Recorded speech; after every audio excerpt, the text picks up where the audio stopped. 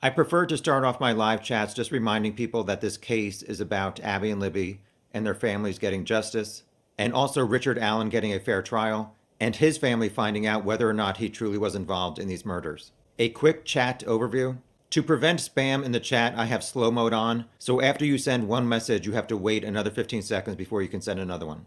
All types of opinions are welcome. Just be polite, or moderators will ban anyone who's being rude or commenting negatively about people, either in the chat room or just different YouTubers or whoever, instead of chatting about the case facts, which is what we do in my live chats, not drama from your mama. Click the name of an annoying person in chat to block them.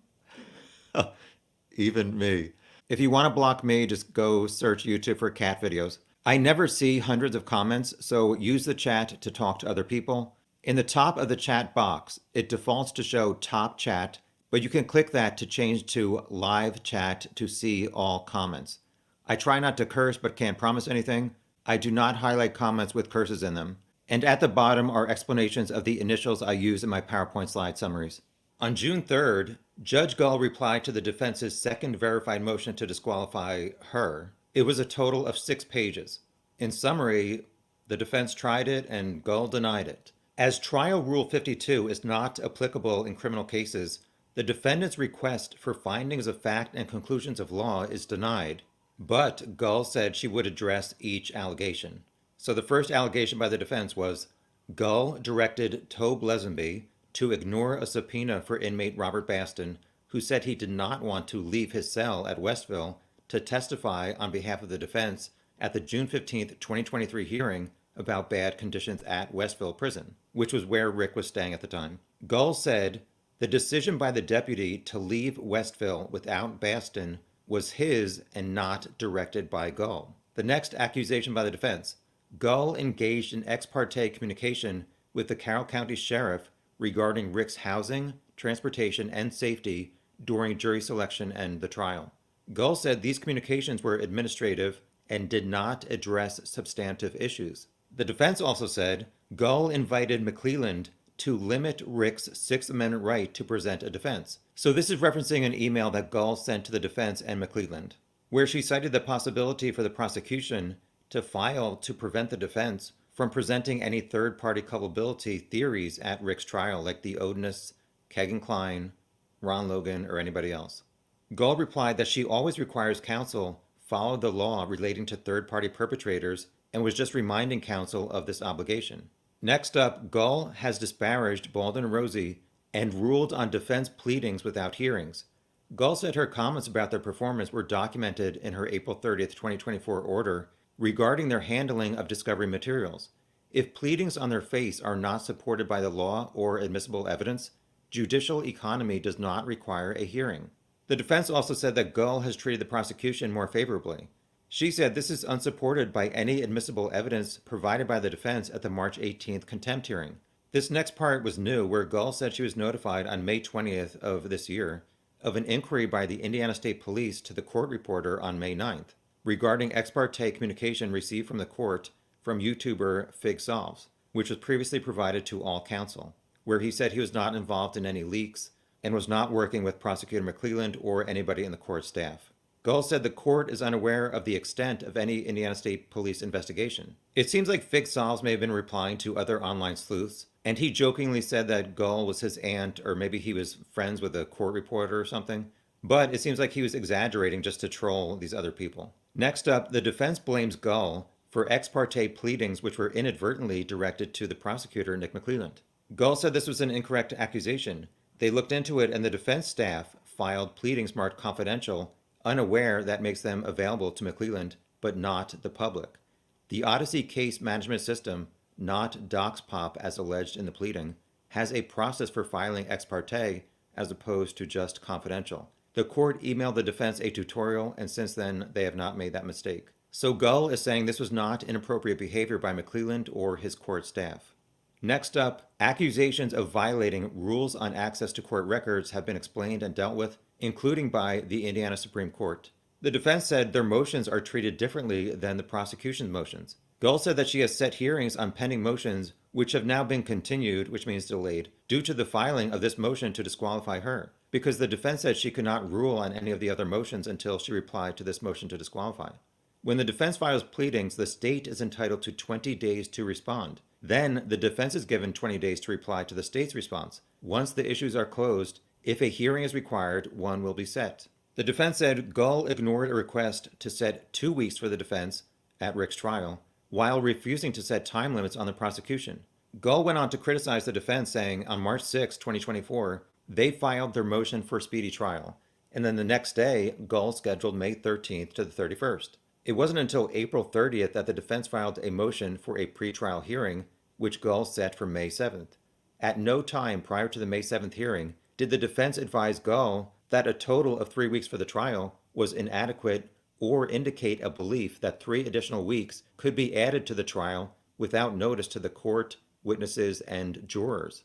Gull agrees a trial delay is harmful to Rick, but it could have been avoided if the defense communicated before May 7th. They said they notified Gull on or about October 4th of 2023. They needed 2 weeks to present a defense, but Gull has no record of that. The defense's assertion that, quote, between all defense counsel with a combined 70 years of experience, not one time have they been told that a trial would absolutely end on a certain day and not go any longer, end quote, is irrational and unreasonable. Judges across Indiana routinely give trial dates that begin on a set date and end on a set date. Gull is not required to guarantee equal time for both the defense and the state.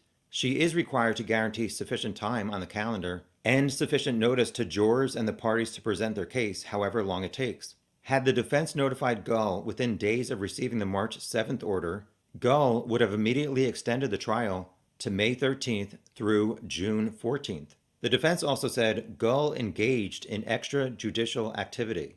Gull said the defense is correct that on July 9th, 2023, Gull commented on a Facebook post about a softball tournament her granddaughter participated in at the Abby and Libby Memorial Park. Gull did not attend, but did say, quote-unquote, congratulations to her former daughter-in-law's post about their team winning the tournament. If the defense's allegations in this part of their motion are well-founded regarding the Westville psychologist's alleged Facebook activities after she started providing mental health services to Rick at Westville, and are presented to the court for ruling, the court will rule accordingly. Concerns about anticipatory rulings are not reasonable.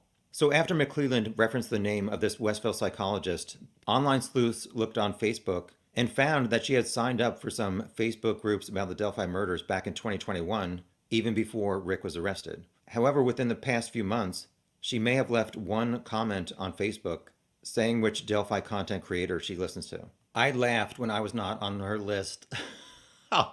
And the defense kind of insinuated that if Gull said congratulations to her granddaughter for winning a tournament at the Abby and Libby Memorial Park, she would not think it would be inappropriate for the Westville psychologist to also post on Facebook about the case. I thought it was ridiculous that the defense even brought up that Gull cannot say the word congratulations for her granddaughter winning a softball tournament. Next up, Gull has denied reasonable requests for funding for the defense. Gull said, this is incorrect. The defense is aware of the amount of funds authorized for Rick.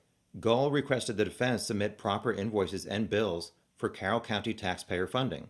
Invoices which have been submitted without appropriate documentation have been returned to the defense. The bill for $26,000 was returned as no documentation was provided by the defense until quite recently, so Gull authorized that invoice on May 17th. This is the final slide for this court filing. The defense also said the public confidence in this case has eroded. Gull said cases are tried in a court of law, not in the court of public opinion. An independent judiciary requires judges decide cases according to the law without regard to public clamor or fear of criticism. Gull receives emails criticizing her and threatening her with bodily harm and injury. Gull is not interested in, quote, memes and other social media content that can be easily located on the internet, end quote. Uh-oh. I hope the person who made this doesn't get arrested. And Judge Gull cannot be swayed by inappropriate and ridiculous outside influences. The defense said Gull has refused to order the state to comply with discovery rules. Gull said the defendant's motion to compel and motion for sanctions for hearing, but it was delayed due to the filing of this motion to disqualify Judge Gull. The previous motion to compel was denied without hearing as it was unsupported by evidence. The defense said there was bias by Gull only allowing cameras in the courtroom on one occasion, which was back in October when Baldwin Rosie resigned due to limited choices presented by Gull, when she said they were incompetent. Gull said she has not allowed cameras in the Carroll Circuit Court due to its limited size and layout. She allowed cameras in the Allen Superior Court, but the media outlet providing pool coverage did not comply with Gull's directives regarding broadcasting, so Gull lost confidence in the ability of the media to cover hearings appropriately. The last item, Gull has issued adverse rulings against the defendant, and she said she's also done adverse rulings against the state. She finished up saying adverse rulings do not support a reasonable basis for questioning Gull's impartiality, nor are they grounds for disqualification. So Gull said she's not going anywhere. It remains to be seen how the defense is going to reply. Back in January, the Indiana Supreme Court said they're not interested in hearing these issues anymore. Also, the 3 days of hearings that Gull delayed have not been rescheduled. Also on June 3rd, by Gull, it was her answer to petition to strike gratuitous and demeaning commentary and or findings from contempt order filed May 8th. It was one page. In summary, the defense tried it and Gull denied it. Since Gull replied on April 30th about the March 18th hearing issues, and David Hennessy's motion for specific findings of fact and conclusions thereon filed on March 12th, this motion is denied. The final slide is a summary of an Indy Star article out of Indianapolis, Indiana, which is a newspaper that did a story about the budget for Richard Allen's trial. It said, to date, the prosecution has spent $185,000 and the defense has spent $360,000. I don't know how much this budgeting takes into account the various law enforcement officers who have worked on this case. The article said that most expenses out of the $2.1 million budget for the trial are to house, feed, transport, and entertain jurors from Allen County for a month. The article referenced another sequestered jury in Indiana for 2 weeks. It said that meals were catered or court staff took the jury to restaurants. Taco Bell? The jury didn't have access to phones, so court staff took them on weekend field trips to the zoo, a dinner playhouse theater, Churchill Downs horse racing complex, a cave, and a winery? Should they really be giving alcohol to the jury? Oh, Lordy. All right, that's it for the summaries from the past 2 weeks, and now I'll get to your comments in the chat. Hi, everybody. Thank you, everybody from around the world, for joining. We'll get right into it. I don't think this live chat's going to last long, but I've said that before. Oh, before I start, can I do the right thing? Hello? Ring of Kerry. So Ireland, this is today's background because I'm going to Ireland later this year. And my grandmother's born there, and she, unfortunately, her mom died when she was 8, and she got sent over to the United States by herself to be with her aunt. So she went back in 1981, and she kept a travel diary. So I was looking at it last night, which I took it after she passed away. And she wrote that Ring of Kerry was the most beautiful scenery she had ever seen. So I Googled it, and that's today's background. Here we go. Luna, hello. It's so unfair that we won't allow Kegan Kline to be named when he was named indirectly by the police. So this is supposed to be one of the issues that was discussed in the May 21st to 23rd hearings about third-party perpetrators.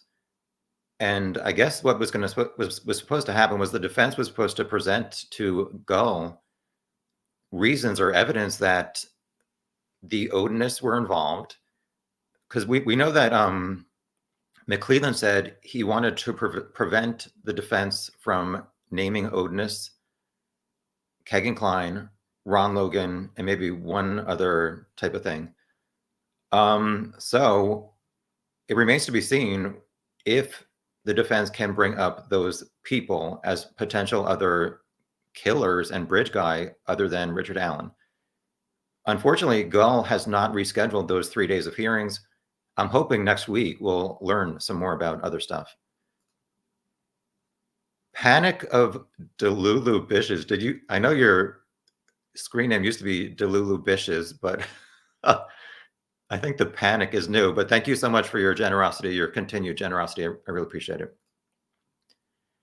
Green Wool Witch. I remember you from last time. You said you wanted me to go to CrimeCon because you were going. So how was CrimeCon without me? Auntie Gull is over the defense's histrionics. First of all, thank you for your generosity. In my opinion, the defense is going about it all wrong. Thinking court of public opinion will oust her, dumb, and doesn't adequately prep for Alan's defense. It does seem like they're not really, I don't know, preparing, like you say, to show that Rick was not at the trails and he was home at the time of the killings. Which people say they don't have to prove that, but if they want 15 days, what are they going to talk about for 15 days? And also, as Luna was just saying, if the defense is not allowed to present these third-party perpetrators about Odinus and Kagan Klein, Ron Logan, what are they going to talk about for 15 days? I really think the hearing for the third-party perpetrator should have been held before Gull was prevented from ruling on any of those other motions, because if she said, no, you can't bring up those third-party perpetrators, then the trial should have been over by now. Hi, hi, Xtina. Be right back, everyone. Just going to go and leave a real quick voicemail to ask a group of heathens who hate me to help testify to help get a child murderer acquitted. I was like, why? What happened to the Purdue professor who's going to say that they were runes? Like, why 5 weeks before the trial was the defense team still looking for an expert to get on the stand and say, yes, those are runes, and try to convince the jury that it was Odinus who killed Abby and Libby and not Richard Allen? Hi, Peter B. I hope they go to the defense goes to the Supreme Court and get Gull removed. She's a lore and a liar and is biased. Well, back on January 18th, the Indiana Supreme Court said, we don't want to hear from you again. I think on both the issues. My face. Yeah, somebody said I'm lavender. Sorry. We'll have to deal with it. So it's going to be interesting to find out how the defense is going to react to Gull saying she's not removing herself. Hi, Simon. Panic of the Delulu Bishes. The judge is making decisions based on her professional opinions and per the rules. Well, somebody made a decent argument. Why is Gull deciding if she should be disqualified instead of like an independent party?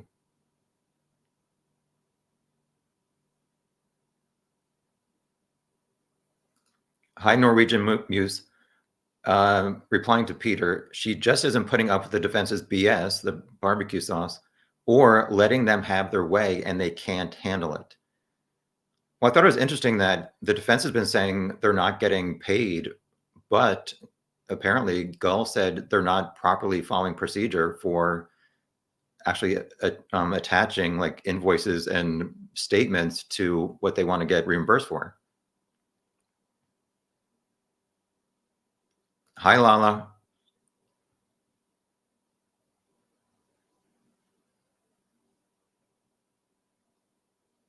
Hi, Barbie. Gull is an experienced and fair judge. The defense is incompetent.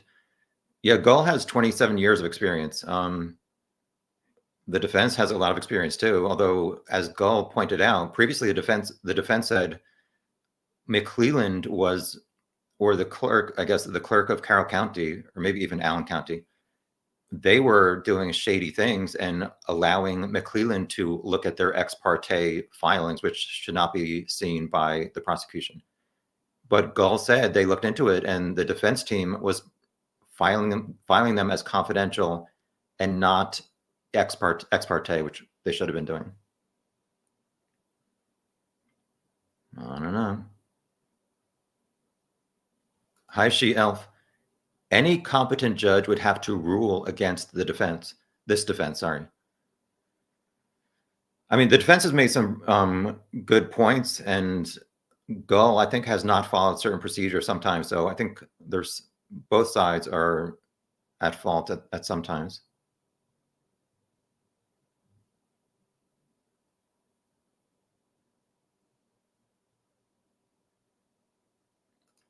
Johannes, has Gull faced this kind of criticism in previous cases she has judged? I don't know. I really haven't looked into it, but I know that Baldwin has been working on a different murder case in Indiana, and he tried to get Gull removed from that one also, and I think she denied him on that one also. Hi, Michelle. That is outrageous to threaten anyone, whether judge, prosecution, defense, or anyone. I agree with that.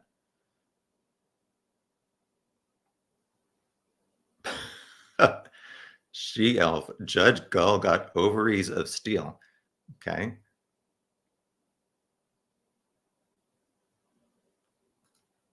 Panic of Delulu Bishes. Johannes, I'm sure any attorneys she has ruled against have been upset by her decisions. Well, the temporary public defender, William Libredo, has praised her as being a very good judge and fair. Although some people who like conspiracy theories say that he's just saying that because he knows he's going to have to go in court in front of her for the next whatever 10 years and he wants her to like him. Lala, I wish Judge Gull would reconsider the video ban, would prove to the naysayers that she is fair. Yeah, I'm really upset with Court TV, whoever was in charge of that pool stream from whatever, what was it, October 19th. Apparently they didn't follow her guidelines, and that's why she has never allowed another thing. I don't know if they started too quick or they panned the camera to a section they should not have. She also said that the Carroll County courthouse is too small, but I thought they like updated the courthouse recently to allow cameras. Even if she does not allow video, hopefully audio at the end of each day of the trial.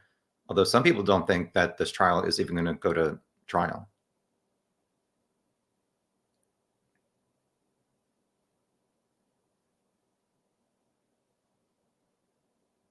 Although Johannes doesn't agree with that, the excuse of losing faith in the media because one camera crew didn't abide by the rules is ridiculous.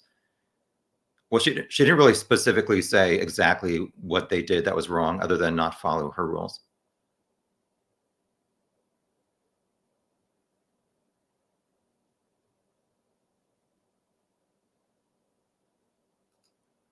Lala, if I had to put up with that defense team, I would probably end up a defendant. That's not good.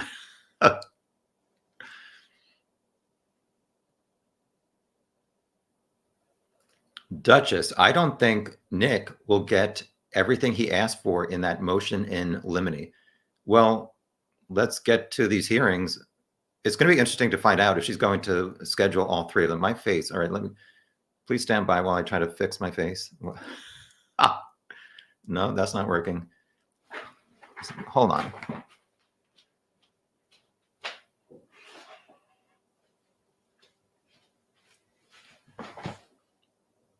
Whatever, we'll deal with it. All right, that's better. We got to keep Tom fed by Taco Bell, yes. Hi, Hooky Bricks. This case exhausts me. I can't even imagine what it will be like for the families affected. I agree. Both Abby and Libby's and Richard Allen's mom and sister, not mom, sister, mom, wife, and daughter. Apparently, the wife and mom cried when they heard that the case was delayed another 5 months. I'm sure they want to know what this evidence is against their family member, their husband and their son.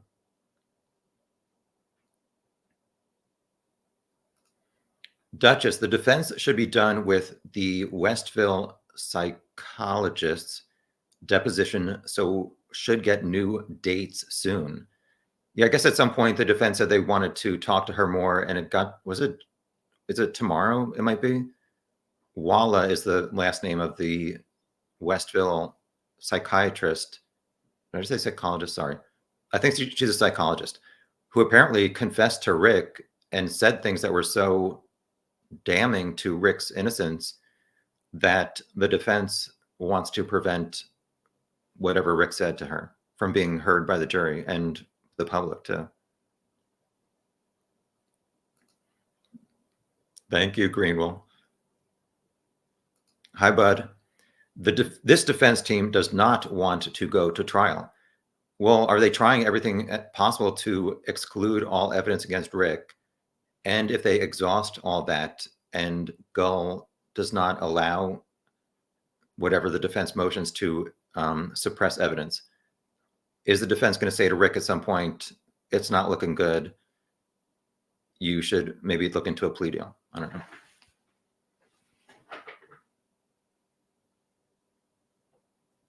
Hi, Mommy Wolverine. Do you think the trial will in fact start October 14th? Why do I sigh every time this comes up? It's horrible that's getting delayed repeatedly. It was supposed to happen, I think, March of 2023, then January 2024, May 2024. Now we're at October 2024. We'll see. That's going to be 2 years for Rick being in prison. I mean, if he's innocent, that's horrible that he's have to wait this entire time. But as I mentioned previously, there's another Indiana case where it was solved within a few weeks and the trial for the killer did not happen for 6 years. Hopefully that's not going to happen here.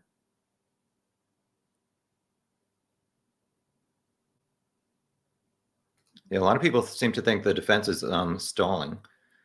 Hi, Ann. Bottom line, Rosie and Baldwin don't want to go to actual trial. Then this whole PR circus is over for them and likely not for the better. Well, as I said in last live chat, the only evidence that I've seen in all these filings by the defense to show that their client is innocent, really.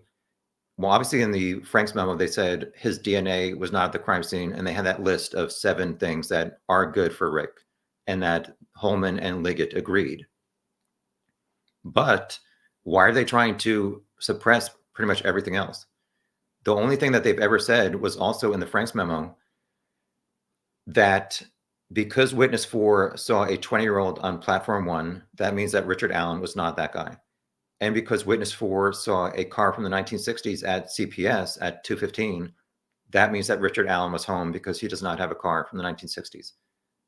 That's the only thing in a year and a half of defending Rick that they have presented to show that he is not bridge guy and that he was home by 1:45 and not on the bridge at 2:13. I tried. Whatever, we'll deal with it. Delulu Bish is that this voicemail was bizarre. I get it's a manipulation attempt, but to what end? I don't know that it was a manipulation, but it was just weird to me that the defense does not feel like the Purdue professor can get on the stand and say that those are runes. That's what the defense has been saying, that the Purdue professor said those were runes. And as I've been saying, if I'm on the jury, I need an expert to say, like, these branches on Abby are this exact rune. The reason why the killer left it there, he's trying to say this. Same thing for Libby's branches and the same thing for the F tree. Hi, Chip. Thank you for chipping in. I hope to one day read your book on this case. I don't think I'm doing a book, but I'm supposed to be doing another book. Like right at the time that I got obsessed with this case, I finished my 5th draft of a book I wrote, a manuscript that was 633 pages, and I have to get it down to 300 pages. And I spent thousands of hours on Delphi in the past 3 years and not on my book. That ain't cool.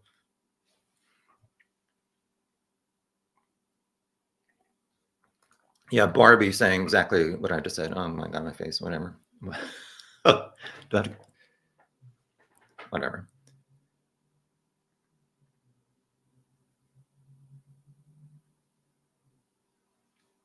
No, I'm not in a lavender haze smoking doobie. Hi, Melanie. Bolton's voicemail is so cringy. He has nothing to support the runes. Yeah, it'll be interesting to find out if the Purdue professor is going to even show up at the trial, or if Gull is going to deny this third-party Odinist defense, and it won't even matter about this Odinist stuff.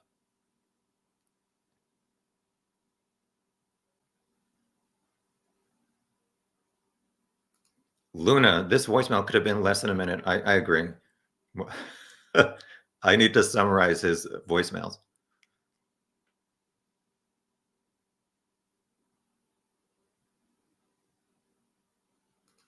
Hi, Miranda. Rick is guilty in my opinion, but I don't think it was right of Murder Sheet to put this in on their podcast. So I should not have done it either. My apologies for sharing it then.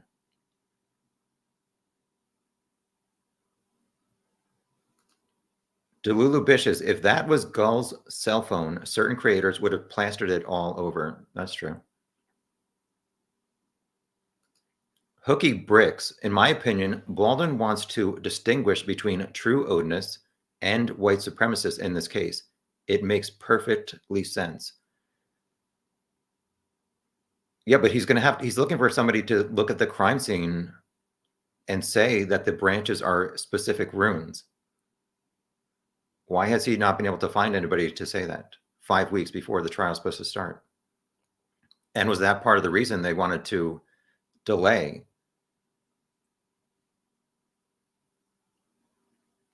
Well, I don't know.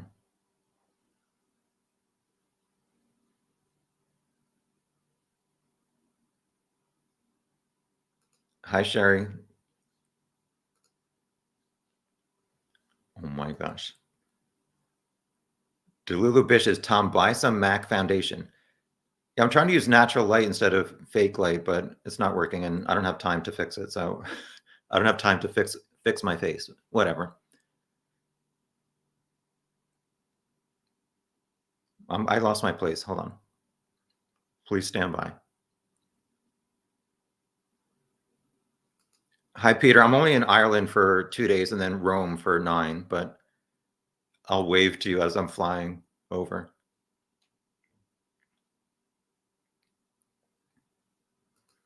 Anne says, everyone needs to get over it. Judge Gull is presiding, period. Get on with it. Yeah, it's like, let's just see the evidence against Rick. Norwegian Muse, the defense is very selective with their wording and what info they decide to leave out. Yes, I understood that when I read the Franks memo. And as I was saying before, these two things that the defense has said for Rick's innocence.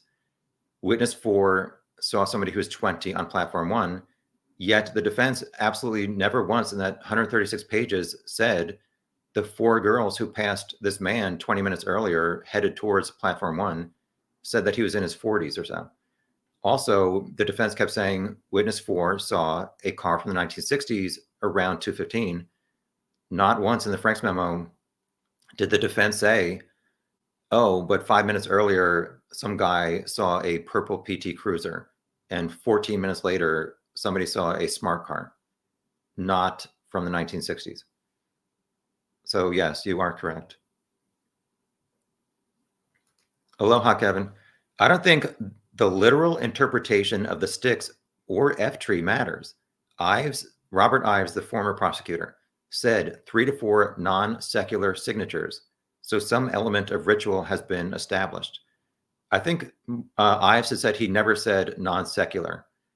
But he did say like 3 to 4 signatures. He said there's a lot of physical evidence at the crime scene, which remains to be seen. I guess at the trial we'll have to wait and find out. I think it does matter, Kevin. If the defense is trying to say that Odinists who are white nationalists sacrificed Abby and Libby, like you're going to have to tell me what exactly these runes are supposed to mean. If somebody, an Odinist, put them on their bodies to send some kind of Odinist message.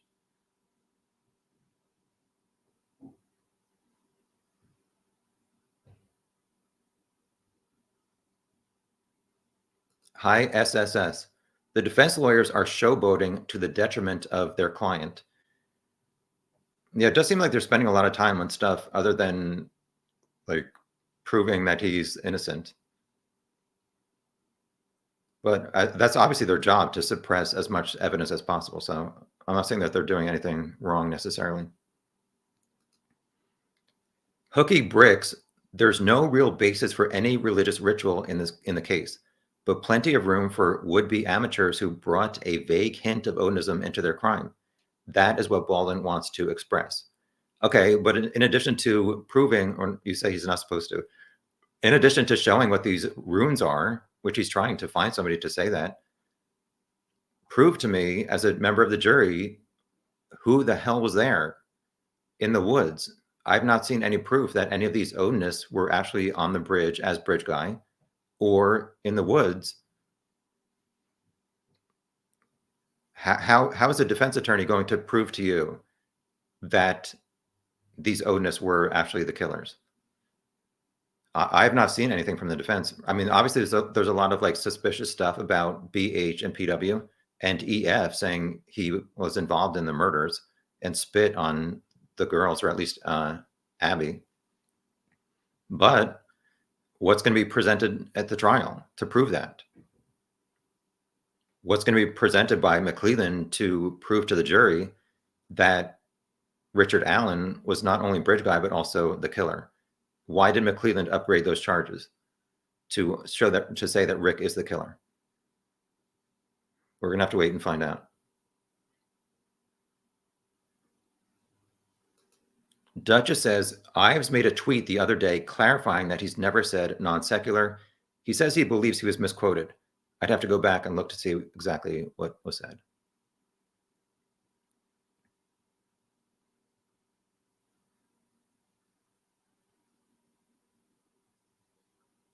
I'm only 15 minutes behind.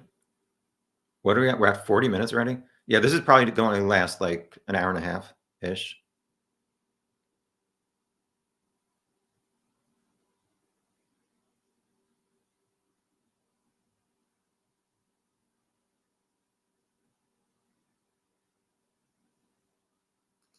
Kevin says, see the original Down the Hill, which is a podcast. Ives says signatures and the most bizarre crime scene he ever saw. Yeah. I only watched the first two episodes, or listened to the first two episodes of Down the Hill. It's even worse. Okay, whatever. We'll move on with our lives. That's better, actually. Okay. Oh, awkward. All right. Now I need a drink. So ridiculous. Luna, but what were Gull's guidelines that she set out? It was only about 4-ish minutes of her telling everyone that the defense is stepping down.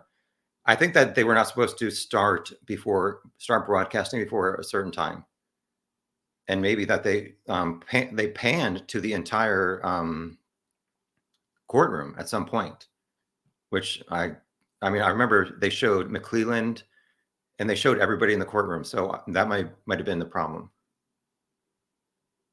I'll text her later to find out. I'm kidding. I don't have her number. Norwegian Muse, they're throwing everything they can out there to see if anything sticks. They have no defense. They're on the offense. We'll see. Miranda says Chad Daybell's trial was aired with the court's Zoom. I mean, it's possible. I mean, why not just put it on Judge Gull the entire time? Showing her like smashing her gavel in anger.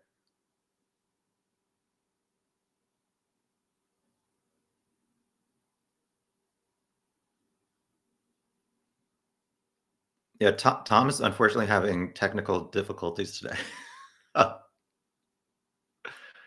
Whatever. I don't take myself too seriously. Hopefully none of you do either. Everyone's like, we don't. All right.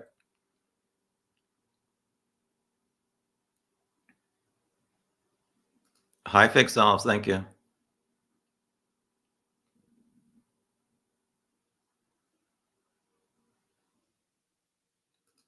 Anne says, let's face it, this trial will go a lot smoother if Rosie and Baldwin aren't acting up to courtroom cameras.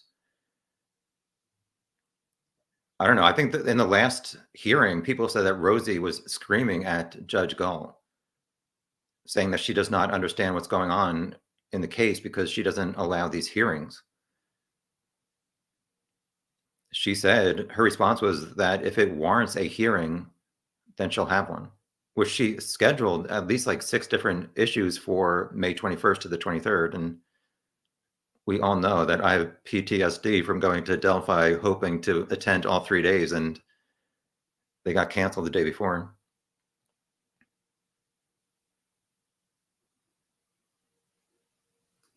Barbie says maybe if the judge denies third-party defense nonsense, it will be then that Richard Allen takes a plea deal. Well, I've not seen anything, not anything, but definitive evidence yet to prove to me that Rick was indeed Bridge Guy and the killer. I think there's a lot more stuff pointing towards him than anybody else. But so if he is innocent, maybe that's why he obviously wants a trial. If he's guilty, at what point is he going to publicly say, I'm guilty, and change his official plea? Which to me, I don't understand why he's telling his wife, mom, and like 25 plus people in prison that he's a killer and child molester, yet he's not changing his official plea. I don't know if it's things that Baldwin and Rosie are telling him, like, we think there's not enough evidence. We think we can get you to be found not guilty. But this is a good point, Norwegian Muse. One can hope, although I hope Richard Allen is forced to detail his crimes to the judge if that happens. Yeah, if he does a plea deal, hopefully he will finally reveal like his motive and exactly how that afternoon played out for, I don't know, the police and the families if they are wondering how it all played out. High Haven. Offering Rick a plea deal would be the nail in the coffin for local government who has already been shamed for their handling of this. I'm almost certain that I read one time that before a prosecutor would even offer a plea deal to a defendant, the family has to agree. Not sure if that's true, but I would think that the families just want this to be over with and the truth to finally be revealed. So if Richard Allen's saying, yes, here is the truth, I think, or I would hope that's what the family wants, which obviously they do. Hi, Alicia. Long time no see. I don't think Rick will do a plea deal because with all that's happened thus far, he's probably going to get another trial if he's found guilty. I don't even want to speculate about what's going to happen because in this case, it's like expect the unexpected. So it could be possible that he's guilty. And if he is found guilty, he's like, all right, I'm not going to even appeal it. Maybe he's only trying this one time. We'll have to find out.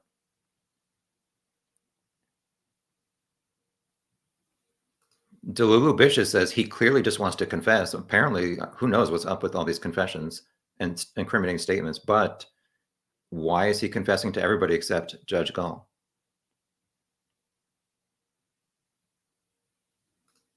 Kevin says the big problem with the conservation officer, Dan Doolin, if he takes Rick's statement and Rick says he's on the bridge at 2 p.m., the case is over.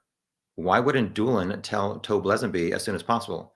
Perhaps Rick did say 12 to 1:30. That's why DD, Dan Doolin, says nothing for 5 years after he talked to Rick.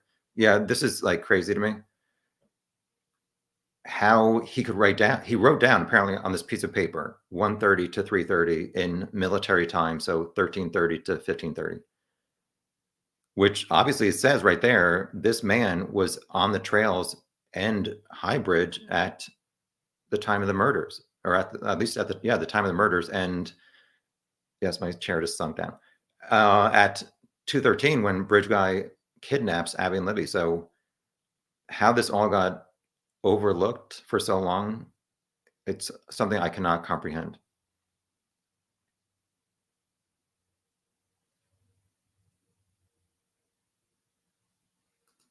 Dan, I've been waiting for a couple of years for you to fix your face. I just accepted that this is the way it's going to be, so I just accepted it. Yeah, it's still messed up, but whatever. We'll deal. Hi, Joy Bell. Fun fact: the ex public defender William Libredo is my son's flag football coach. Are you getting any good inside information? Actually, you're not supposed to, so don't go sleuthing your son's coach.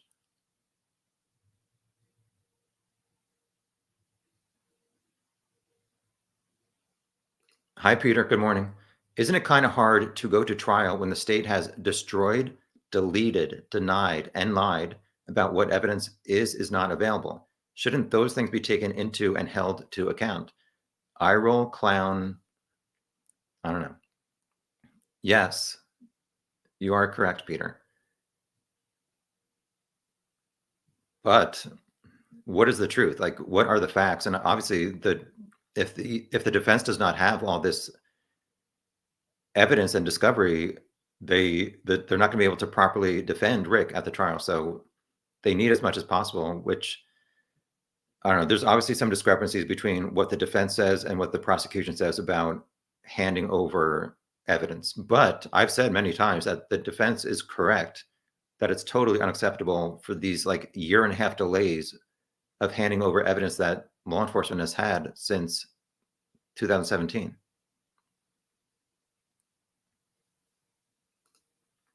Duchess, isn't the tip logged into Orion as is? Just a transcription of exactly what Doolin wrote down. Well, I don't know in the PCA if they only showed part of what he wrote or not. I've said previously that that tip for Rick was 74, and the 48th tip was a phone call on the night of February 16th at 7:21 p.m. So I don't know if it took a few days to set up the Orion system for this case, and maybe there's like a bunch of pieces of paper in a bin, including the conservation officers, or what. So we're gonna have to wait, I guess, for the exact timing at the trial.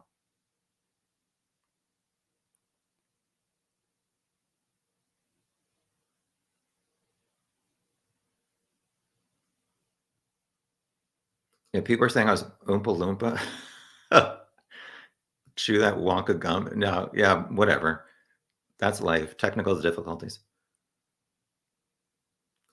Hi, Lone Pony. That voicemail was left apparently on April 6th.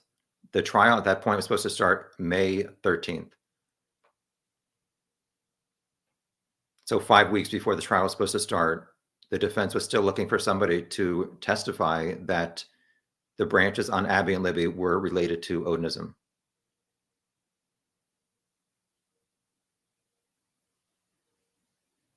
Hey, Jerry Lynn.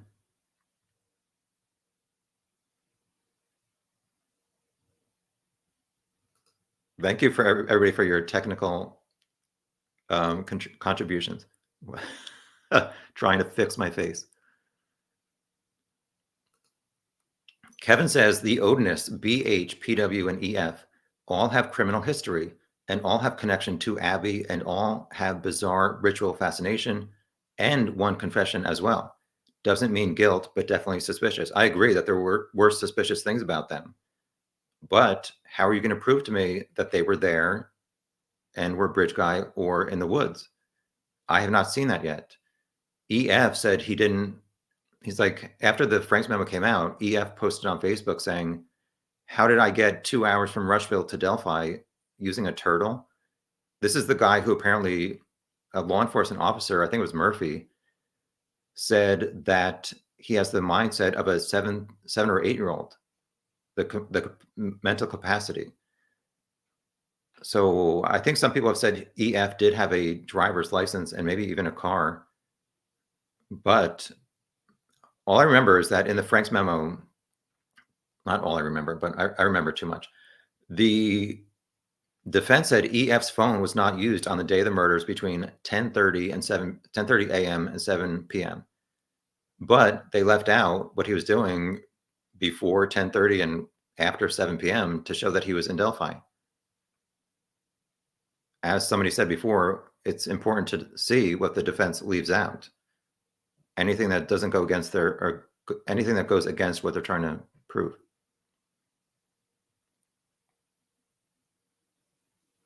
Hi, Malibu.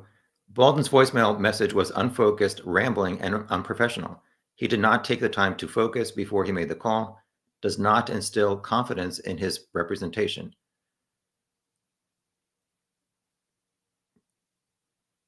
We'll see. I don't know. Some people say he's good in the courtroom, maybe not outside of it.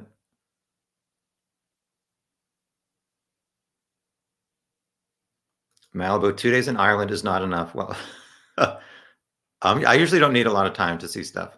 Hopefully the sun will be out, but I've been looking and there's a lot of rain there. I'll bring the sunshine with me.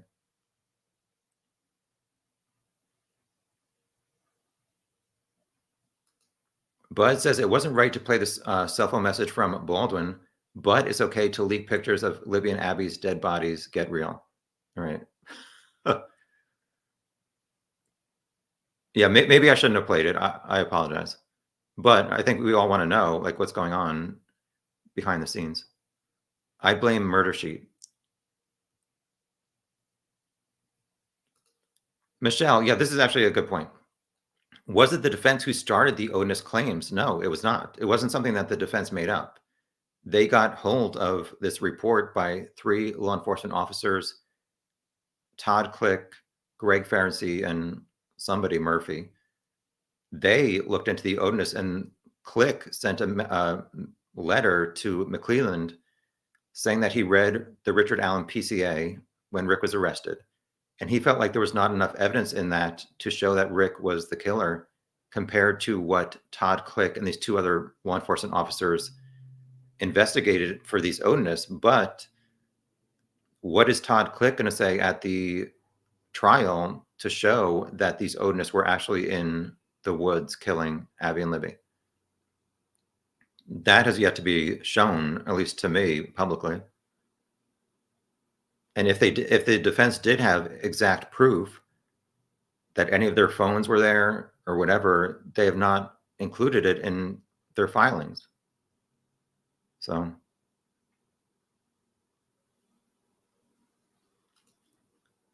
yeah, people always yell at this when I say that. Peter, the defense does not have to prove innocence. I get that. But if you're on a jury and McClelland says, here's all the evidence against Richard Allen showing that he's Bridge Guy and the killer, how's the defense going to prove to me that he's not? I mean, you're going to have to show something to change my mind after the prosecution goes first.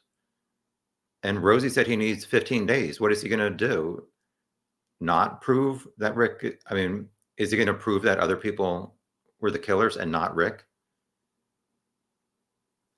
If there's evidence that shows that Richard Allen was home, you bet your booty the defense is going to present it, but they have not yet.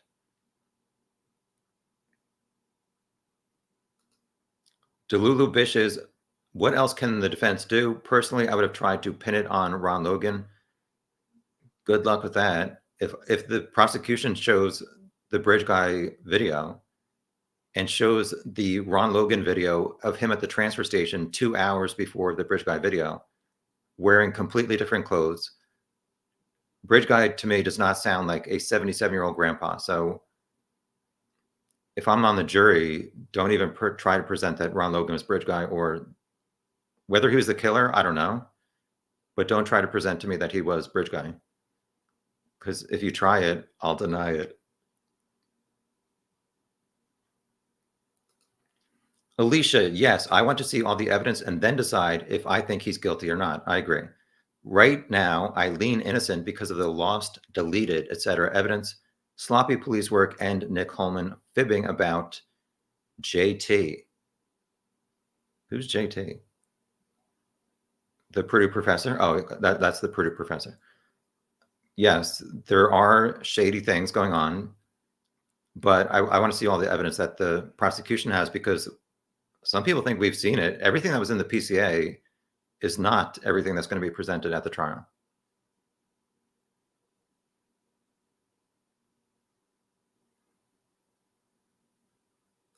Hi, Vicky.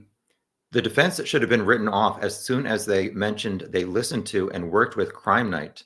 I mean, come on. What's Crime Night? Malibu.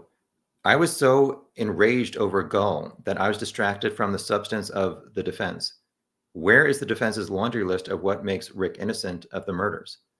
I just said before, their laundry list has like 3 things.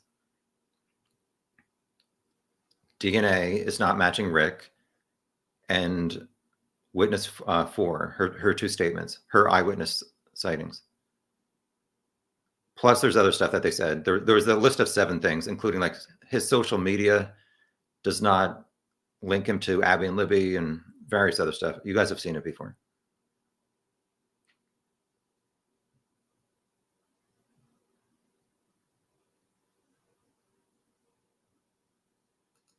Miranda says, who knows, Rick might have set a few things up to look like Odinus murdered the girls. They did reference like the nosy neighbor, Gladys Kravitz. I'm kidding, that's the character's name.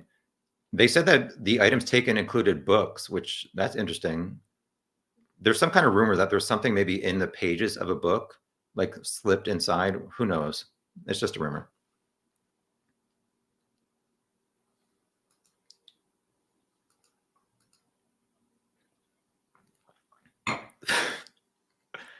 I don't have high blood pressure.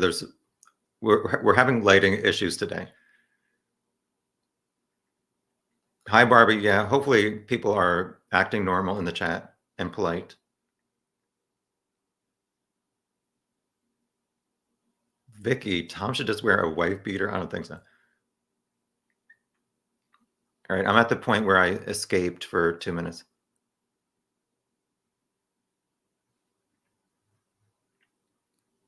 Hi, Pizza T. I bet Rick staged the bodies and then reversed engineering. A theory once he's in jail in solitary, please, that were Odinist. I don't know the last part.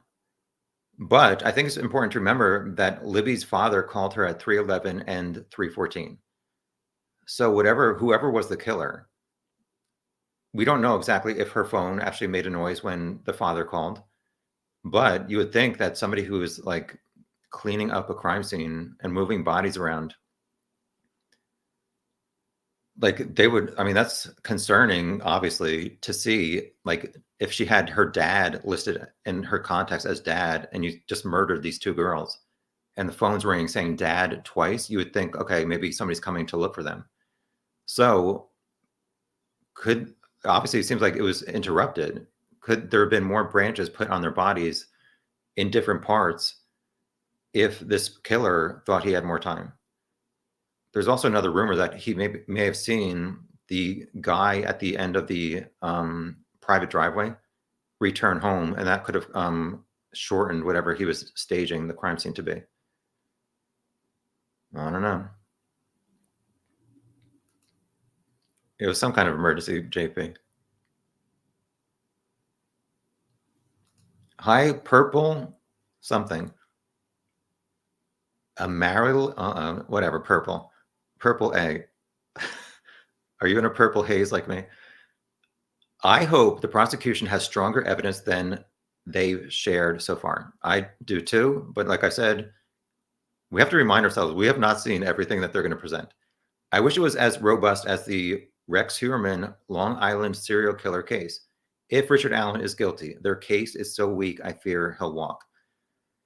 Yes, the Rex Heuermann was charged this past week with 2 more murders for a total of 6. The evidence in his PCA, as you said, was extremely damning.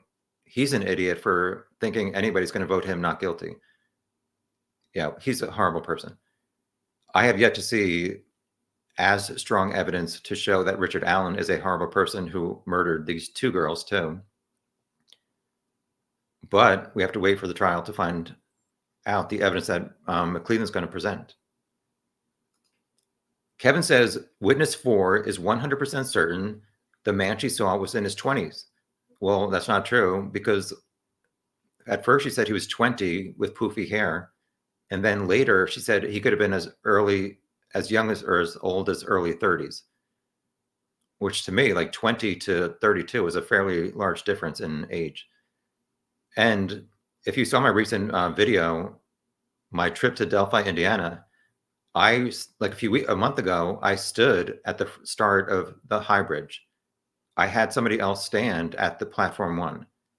I really don't think it's very easy to make out people's features from those 2 distances, which witness 4 said she saw a man on platform 1. I don't know. We'll have to wait for her testimony. She also sees that bridge guy on video is in his 20s. She saw Libby's screenshot from the bridge guy video and said that was the man that she saw, I guess clothing wise, but the face is what, like the age of the face is what she disagrees with. She's also 100% sure of the comet because her dad had one in her childhood. Is she going to be credible? Well, it seems like the law enforcement did not find her credible because, as I said before, 4 girls 20 minutes before said a guy in his 40s who matched the bridge guy video was headed towards High Bridge.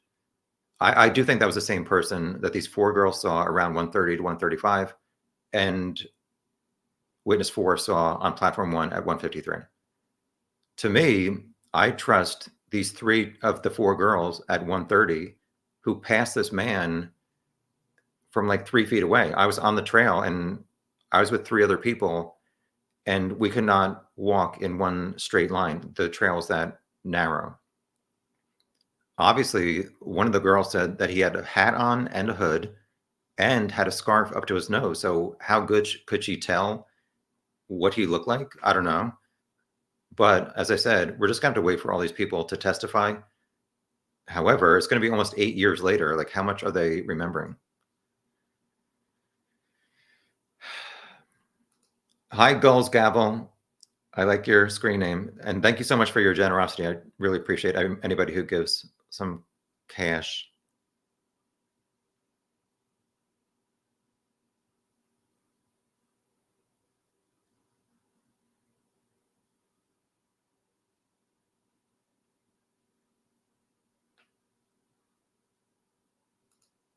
Hi, Jennifer. Yeah, I don't know how angry Gull is going to be at this. Maybe that's why she doesn't want to have it be broadcast. Hopefully, she will at least allow audio at the end of each day, because I really don't feel like summarizing 2,000 pages of transcripts when it's over. Not that it's about me.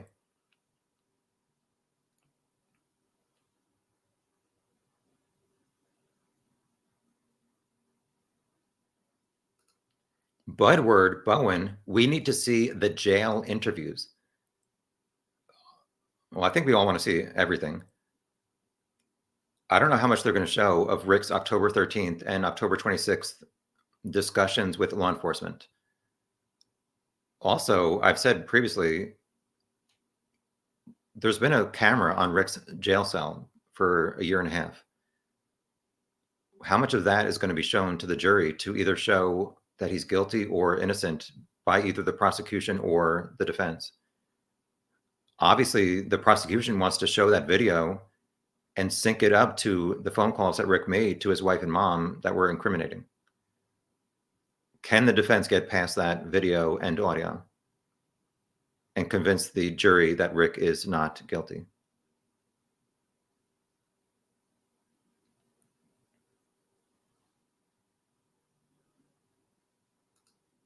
Duchess, even Libredo said the way Rosie acted was unprofessional when he was yelling at Judge Gull. But I can understand that the defense is frustrated with the way both Judge Gull has acted in denying them repeatedly, and also law enforcement and the prosecution not turning over evidence in a timely manner.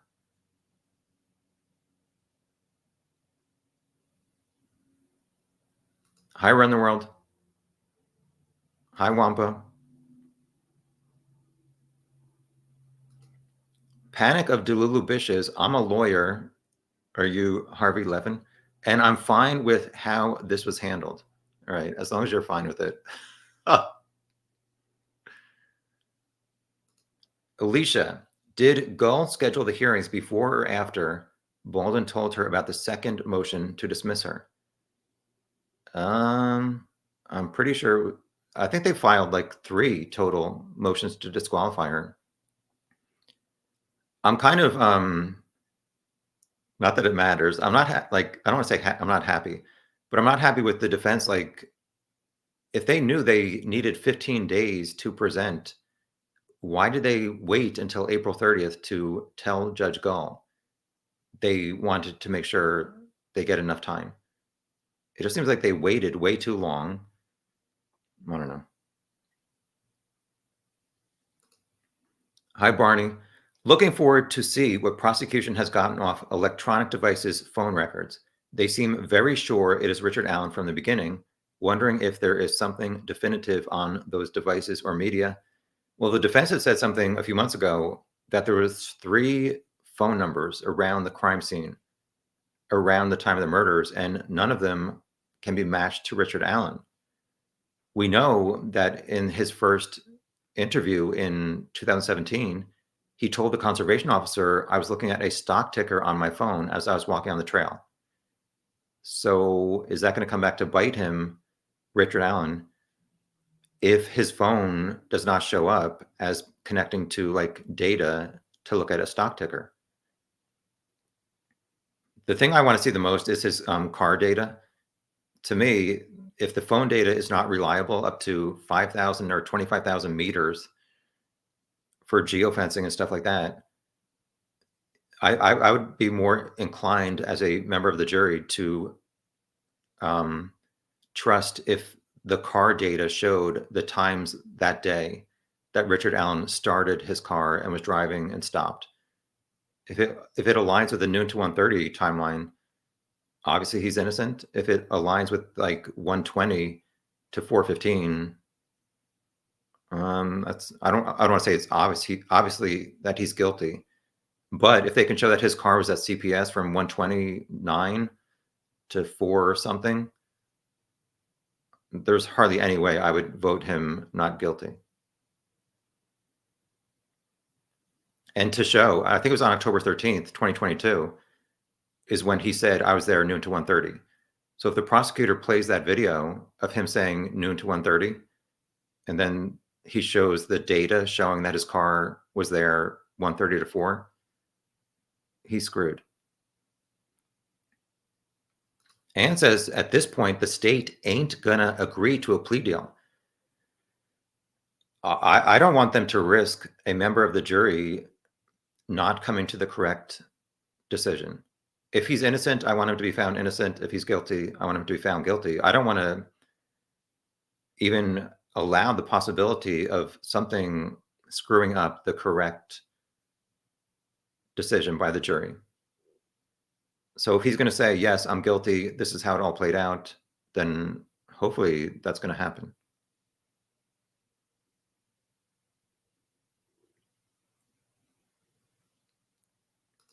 Vicky says, because there's still a small chance he'll get off on a technicality, so it's smart to take it to trial regardless. Well, if he is guilty and he's hoping for something like that, like what is his life going to be after? Even if like his wife, if there's like a fair amount of evidence that shows that he truly was Bridge Guy and the killer, and he gets off somehow, like is his wife going to want to still be married to him?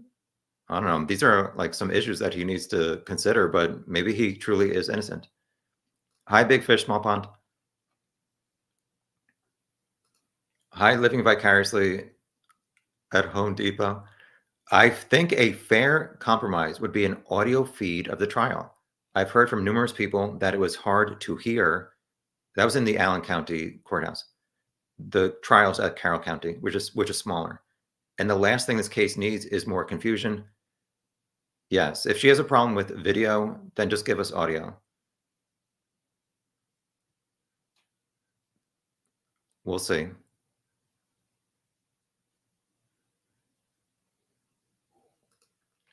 Kevin says, without blood, DNA, fingerprints, car data, phone data, motive, connection to the girls, info of undisclosed crime scene, the state's case seems weak. The unspent bullet, the unspent round that was found like near their bodies. What I found interesting was that the prosecution is the one who is calling a DNA expert. Why? If Rick's DNA does not match the crime scene, is the prosecution going to call an expert to say that the DNA found wherever, there's a rumor that it was on a sweatshirt. Is the prosecution going to say it may have been a friend of the girls that had touched the sweatshirt previously, or a family member? Or is it something we have not found out publicly, that the DNA of Abby and Libby was found either in Rick's car or somewhere else? So that remains to be seen exactly what is up with the DNA. Yeah, Kevin, We'll have to wait and see about all this other stuff, the fingerprint, the car data, the phone data, and stuff like that. Hi, Priscilla. Which is going to be harder, proving the Odinist did this or that Rick did not? Well, I have not seen proof that, as of right now, I've seen more proof that Rick did it, or at least that he was there, than the Odinists were there. Miranda, are the 25 confessions verified? Well, it's just a bunch of like, mostly, I think, Westville prison employees. They said, well, no, they said also Indiana State Police officers. I think they said 16 guards at Westville, inmate companions. I think also mental health and medical personnel, the warden. I mean, like, this is a lot of people that he was saying incriminating things to. And as I've said previously, it's like, even if he is like saying crazy stuff because he's going through like a mental breakdown, like, why is the effect of a mental breakdown to tell 25 people you're a child killer and a molester? To me, like, that's not cool, obviously. So I'm gonna have to have like the defense. I know that they hired Dr. Polly Westcott to say like Rick is maybe saying crazy things because he's been in solitary confinement in prison, and that is what is causing him to say these things. But I don't know. She's gonna have to say, why is this man saying to all these people that he's essentially like a horrible person? We'll have to wait and find out to see what she says. Hi, Amy. I did see a Forensic Files 2 episode on Max that went over unspent rounds and tool marks. What did you learn? do you have a spreadsheet or a PowerPoint presentation?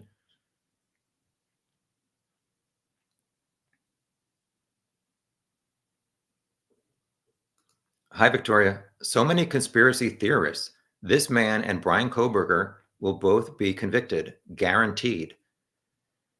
The Koberger Idaho case, he's the guy who, yeah, his PCA to me seemed a lot stronger than Rick's. His DNA was found on a knife sheath found, I think, in the bed of one of the two girls. That trial is not happening until summer of 2025 because it's in like a college town, I think, and there's not enough parking or something. Anyway, yeah, Brian Koberger is a piece of crap.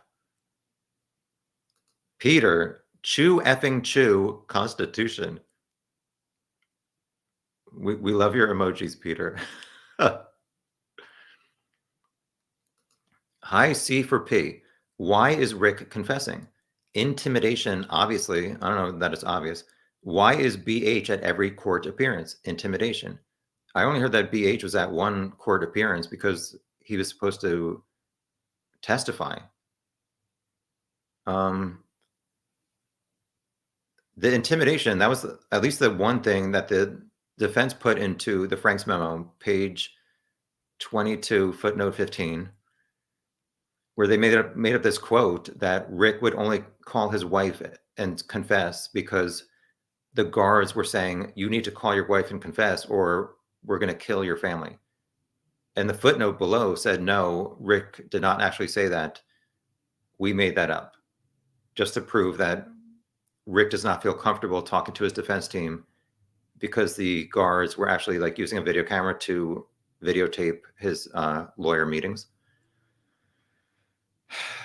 Yeah, so I've seen a lot of people say that the only reason Rick did call his wife is because the Odinist guards told him they were going to kill his family, but that's not a true statement. As I said, that stuff's on video. His cell is constantly being guarded. So I'm very curious to know, in these phone calls, did Rick ever say to his wife or mom, these Odinist guards are intimidating me. They're saying I have to call you or else they're going to kill you. So like these phone calls to his family are going to be interesting to find out if either the prosecution or the defense will play them depending on how they affect their case on each side. I'm now a half hour behind on comments. Shelly says, bitch, please. BH hasn't been at every court hearing. Sorry. Oh my gosh. Yes, you missed some drama with my face and my coloring wasn't up to people's standards. Hi, Purdue RN. Cheers. Boiler up. I said this was only going to be an hour and a half, and we're at 1 hour and 21 minutes. We'll see. No more than 1 hour and 59 minutes if I look at the time before that time. Oscar, what do you think about Aaron Stoner?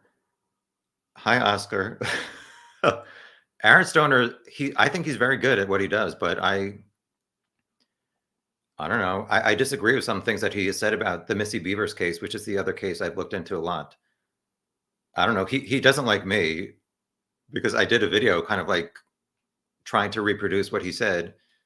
I don't want to get off topic too much, but I have nothing against him. I admire him trying to help solve cases. I disagree with some of his conclusions, but plenty of people disagree with my conclusions and whatever. As I said before, we love everybody. I don't care about random people. But thanks for your question, Oscar.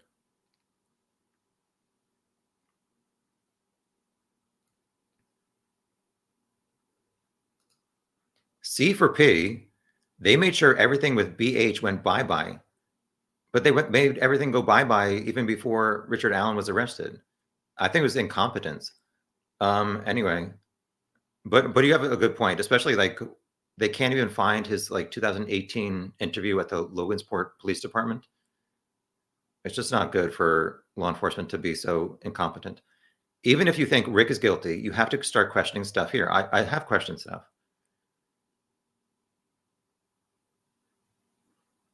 Shelley says BH was at work.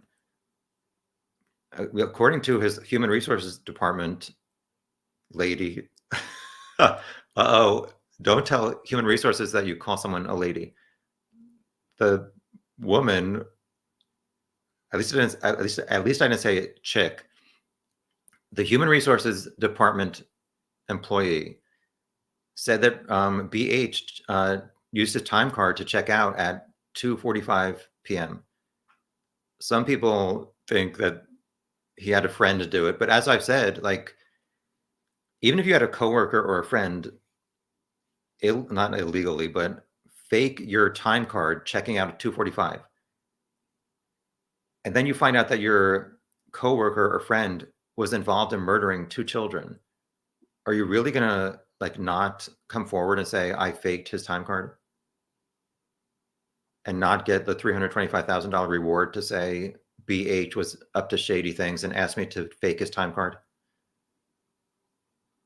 Anyway.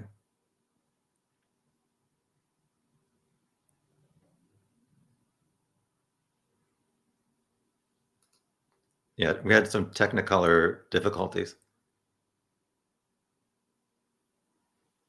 BH is one of the odinous. I try and only use initials, and because these people haven't been accused. Well, they've been accused, but they seem to be really upset with the defense that they kind of put their names out there with the Franks memo, and repeatedly the defense keeps saying the defense has significant evidence that these 2 odinous, at least BH and PW, were involved in the murders of Abby and Libby. So the defense keeps saying that they're murderers, and BH, PW, EF, and this other guy, JM, all came out after the first Franks memo and said they were angry with the defense for saying that. And I don't know, the defense, as I said, has not really proven that any of these guys were Bridge Guy or at the crime scene.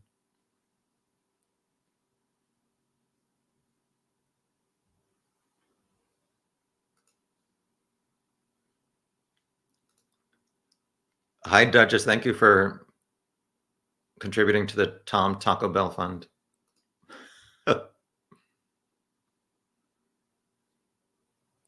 Hi, Sparky. Yeah, I'm still having some technical difficulties. We'll get through it. Don't worry. How much more time? 34 more minutes. Why is my color? I don't know. I'm not going to worry about looking stupid. I look stupid every live chat. I look like a Christmas tree blinking on and off. Uh-oh. Wait, let me just turn the light on more.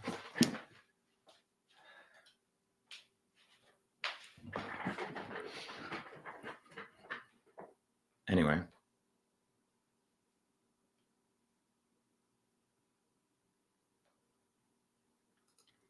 Now I look too gray. Whatever. Kevin says defense will need the elderly couple to positively identify EF as the man they saw creeping around. Then what happens? Yeah, so around 8:30, this couple, they live at the start of the private drive, which I'm sure like all of you know what I'm talking about, hopefully. Around 8:30, they said they came back from town and they saw like a creepy guy around their mailbox at the start of the private drive. I guess the lady at least assisted with a sketch. I'm not going to say who it looks like, but to me, it does not look like EF. So that's at 8:30. And as I said before, what does EF's phone show at 8:30? He lived 2 hours away in Rushville. That means he would have had to drive starting at 6:30 to be this man at 8:30. It is definitely weird that on the same day that two girls were killed, that this couple sees a weird looking person at 8:30. That's like 6 hours before the murders. So we'll have to wait and find out if that even comes up at the trial.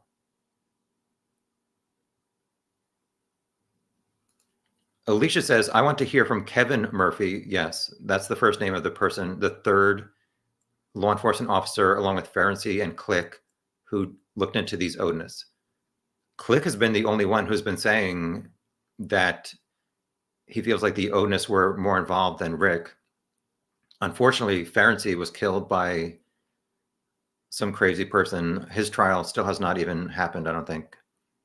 I forget what his last name is.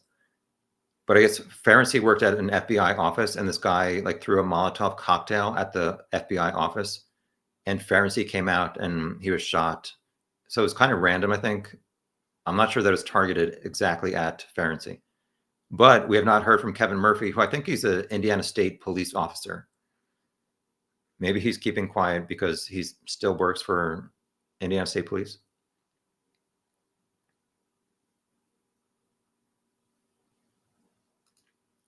I think Oscar asked, is there a motive for Richard Allen? I've said previously that he went to the trails often, according to the defense.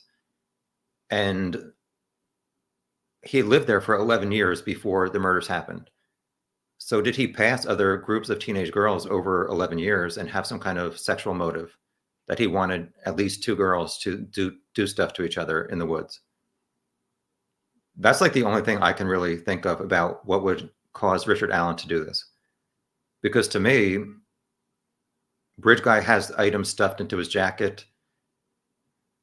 So it seems like somewhat planned, not necessarily targeted at Abby and Libby, but whoever Bridge Guy was, he seemed to have come to the trails that day ready to act on any kind of motive if the opportunity presented itself. But Sparky says, does Richard Allen have an alibi is the real question. We have yet to see it. Like something definitive.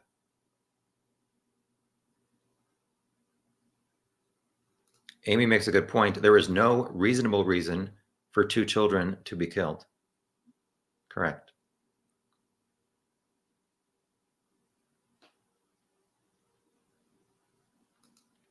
Big fish, small pond. So there's the Odin report and Winters report. Winters is I think it's Indiana State Police. I forget what the Winters report was about. Anyone remember? Was that the one where the online sleuth from Georgia submitted the BH Facebook post with the two women in the woods?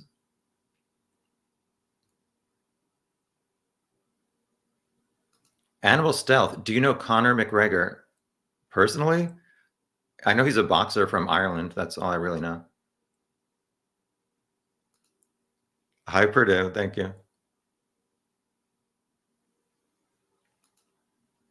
Kevin says the defense going after these three Odinists, BH, PW, EF, does it matter if they're Odinists? Definitely, they have odd ritual hobbies. Defense will need something physical, though. Well, in the Franks memo, the defense was saying that BH's ex-wife said that he told her that BH and PW got into a fight in the woods next to a river when they were doing a ritual. Then, like a few weeks later, after the Franks memo came out, PW went on a YouTube channel, Sleuth Intuition, and said that's not true. Our last interaction between PW and BH was at PW's house, which he would have like these gatherings on Sundays. And he said that BH was going to church and PW is like very hardcore. I think Asatru is more relevant to PW than Odinism. And PW said to BH in PW's living room, not in the woods during a ritual, he said, you have to choose between Asatru and church, and BH did not. So he's like, get out of my house. And that was the last time BH and PW interacted. Not in the woods. Like the defense insinuated it was like during the murders of Abby and Libby. But it is based on, I guess, BH's ex-wife's testimony. We'll say what happens at the trial or what happens at the hearing to allow this Odinist theory at Rick's trial.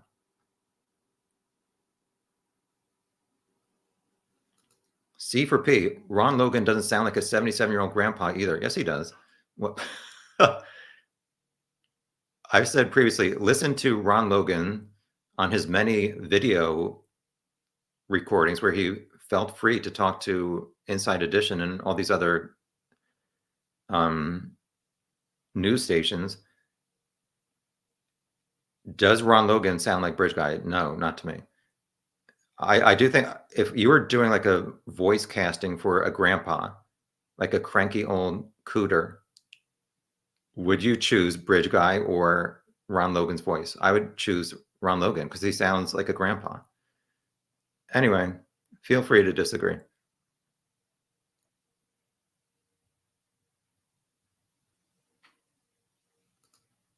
You Sinlig.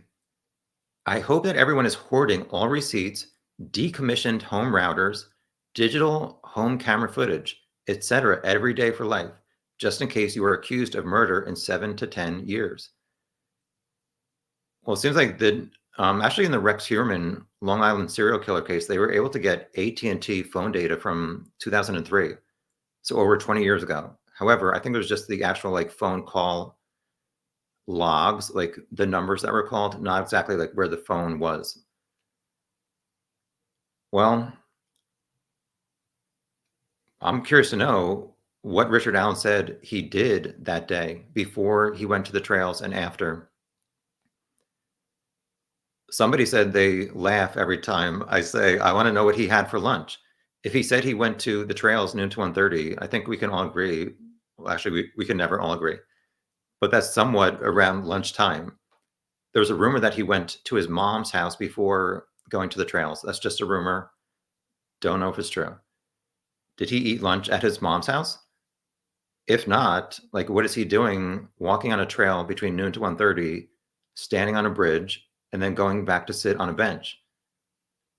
He needs his nutrition, his lunch. No, I'm very curious, as all of you are, exactly what he said he did that day.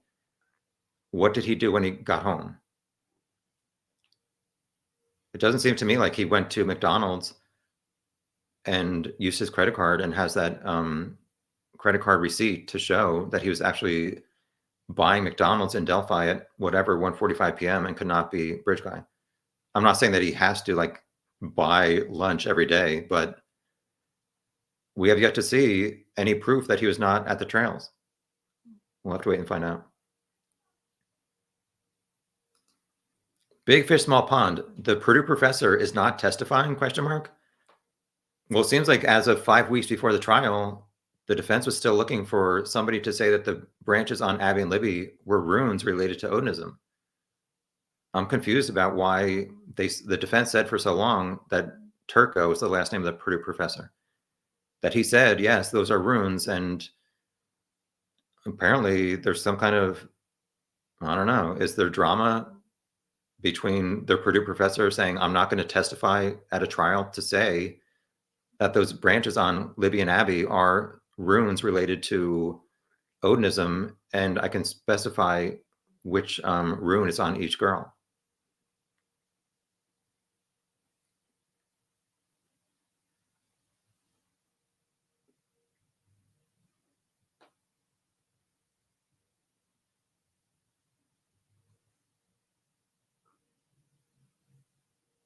I'm now 35 minutes behind. Let me skip over some.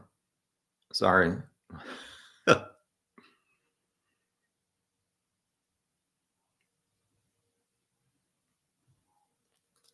Simon looked up runes and ended up learning about Dungeons and Dragons, which is a game for anybody who doesn't know.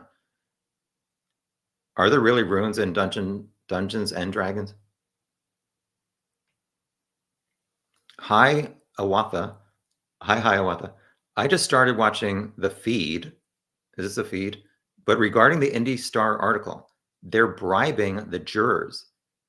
What? No.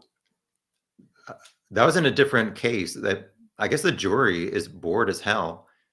So they're like, we'll take you to the zoo and a winery. Seriously, like, are you really supposed to be giving alcohol to jurors? I don't know. That's kind of shady.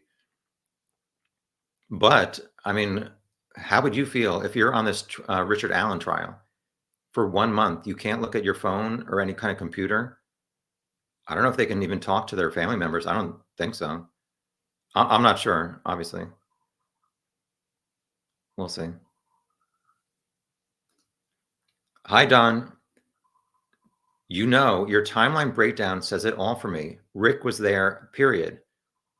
You look good in red. Apparently I didn't look good in yellow and purple before. Yes, I have a video that's called How Did the Four Girls, oh no, sorry, How Did Richard Allen Not See the Four Girls and Bridge Guy? To me, it does not add up that he was there between 12:30 and 1:30 at the same time as these four girls who walked past all six benches, went to the high bridge, took a photo of the high bridge at 12:43, and then walked back and took a photo of bench 2 at 1:26. And then within a few minutes, we're supposed to believe that Richard Allen left the CPS building. And within like 2 minutes, a car matching his at 127 is approaching CPS. And then a few minutes later, Bridge Guy passes these four girls. It does not add up to me that the 12 to 1:30 timeline is true for Rick. We'll see what happens at the trial. Oscar does not understand the 2019 Scratch. It looks absolutely nothing like Rick. I'm sorry, like either Rick or Bridge Guy. Yes, everyone was confused in 2019 to whatever, even September 2023 is when it was revealed. So that press conference and that's young guy sketch was April 2019. A month earlier, witness 4 went to police like 2 years later and said that she was frustrated that she gave them a sketch within a few days. She worked with like a sketch artist. And she said, I saw a 20-year-old with poofy hair on platform 1 around 1:53 is my timing estimate. So she was frustrated that the case remained unsolved for 2 years based on this sketch of like the older guy with the whatever, the paperboy hat. So it appears like law enforcement was like, okay, well, we have not solved this case yet. Maybe she's right. It was maybe a 20-year-old. So that's why that young guy sketch came out, seems to me, like because witness 4 went to police and said she was frustrated. Whether she did not have perfect vision remains to be seen.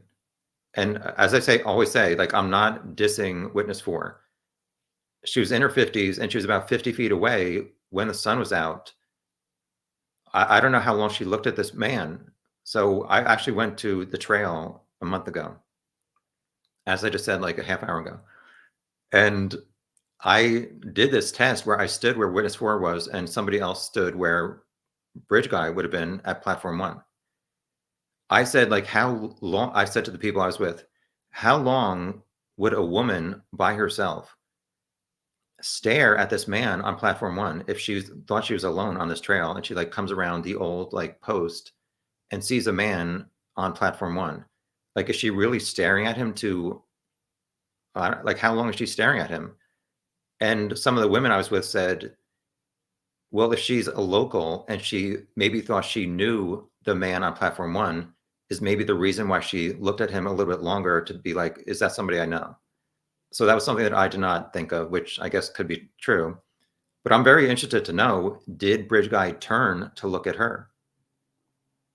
We'll have to wait and find out what her final testimony is. Animal Stealth, Gladys Kravitz was an Odinist or Odinite, if you will.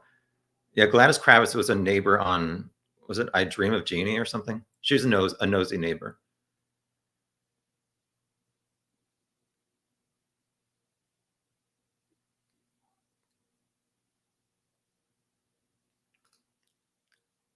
That's a flower. Should I ask Siri how to pronounce it?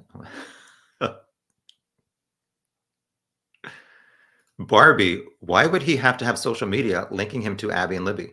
There is no evidence the killer knew Abby and Libby through social media. It's in case there's like some kind of like catfishing angle to show that Richard Allen was like catfishing Abby and Libby to know that they would be at the trail that day. But nobody's been able to find any social media for Richard Allen. That's suspicious that somebody doesn't have social media. I'm kidding.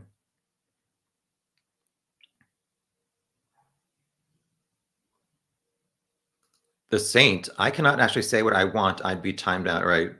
Yeah, you might get banned. I welcome all different kinds of opinions. Just like keep it cute. Just be polite. Tom, buy a new Halo light. I'm using it now. Thank you for your concern. Oscar says witness 4 complicates things. Definitely. But to me, I just would not believe her testimony over 3 girls who walked within 3 feet. I've said this before. Like, are you going to believe 3 people who walk 3 feet from somebody or 1 person who is from 50 feet away? To me, I would believe the 3 people from 3 feet away. Are you going to believe 2 people at 210, 210 and 228 who passed CPS and say they did not see a car from the 1960s? Or are you going to believe 1 person in between those 2 time slots who said they did? How long did she look at that car? And if Rick was backed up against CPS, his car may have been hidden by like dead bushes, at least part of it.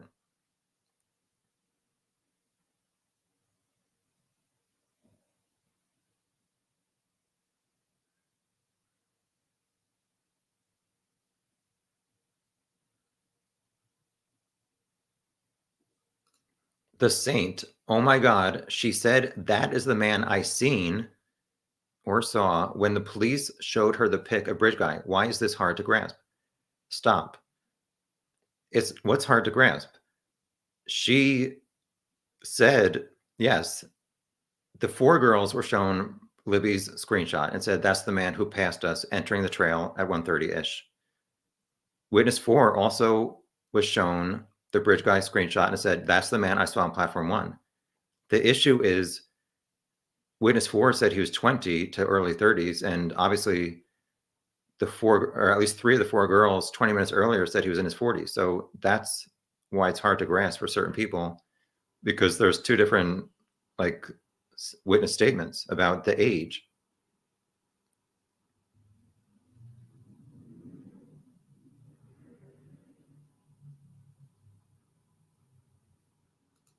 C for P, literally every man in that area wears a blue or black jacket and jeans and camo hat.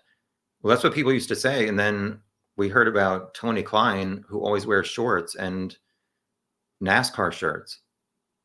And Kegan, even like his iconic wardrobe doesn't even really match Bridge Guy either. I understand that a lot of men in the area do that, but I would not say every man. It'll be interesting to find out if law enforcement was able to get any of these like bridge guy clothes from Rick's home, or if his wife was shown like the bridge guy video and was asked flat out on October 13th, 2022, do these items look like anything that your husband used to wear or own in 2017? Simon says, what date was witness 4 interviewed? I think it was like February, within like, the bodies are found the 14th, maybe as early as the 15th, within the first like couple of days. She was interviewed and also worked with a sketch. And she said, yes, that young guy is 10 out of 10 of who I saw. My concern is like she was 50 feet away. And when I was 50 feet away, I could not make out the eyes, the eye shape, the eye color, the nose shape, mouth shape of who I saw. I'm not saying like, I mean, I had contacts in, so, and it was in the afternoon. So I'm just curious about like exactly how good her statement was or how accurate. I'm not saying she was lying or anything.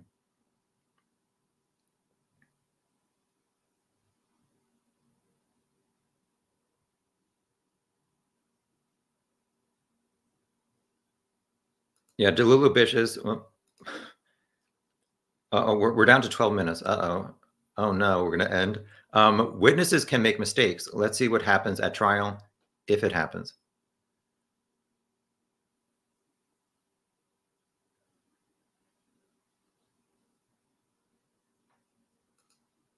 Purple Amaryllis?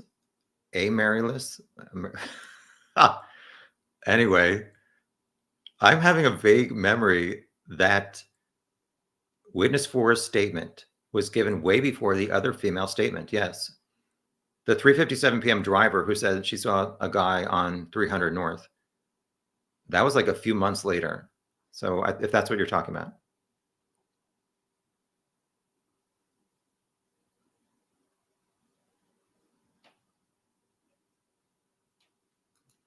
Peter is concerned with the totality of all of the mishaps and foibles by the state law enforcement liars, no cameras, unconstitutionality, etc. I do not have any confidence in the system, and neither should y'all. Train emoji, this emoji, eye roll emoji, scary stuff, man.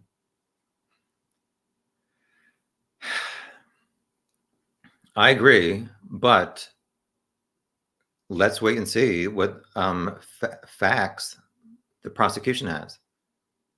I think all we all should care about, which not everybody cares about, is whether or not Richard Allen was this person on the bridge who led these girls to their murder. If there are facts that prove that, then that's all I care about. All right, I'm now 40 minutes behind, and we have only 10 minutes left. So I'm skipping over a bunch of your drama. Anyway, let's see.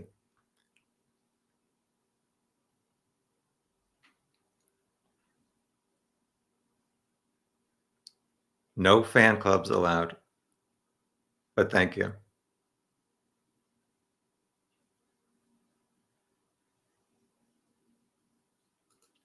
Oscar says April 3rd, 2023, which is the day that Rick called his wife and said some not good things.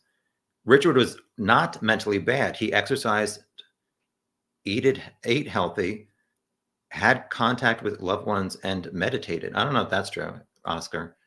Are you smoking some doobie? No, I'm kidding. No, the defense said he lost his mind on April 3rd. They said they saw him March 24th. He was fine. The defense said Rick was fine mentally for the first 5 months in solitary confinement in prison. I mean, like people say, he lost his mind early. But according to the defense, he was fine for the first 5 months until he made this phone call. The day he met with the defense team on April 3rd, he also called his wife and said something. According to McClelland, he admitted several times in this phone call that he is the one who killed Abby and Libby, not anybody else.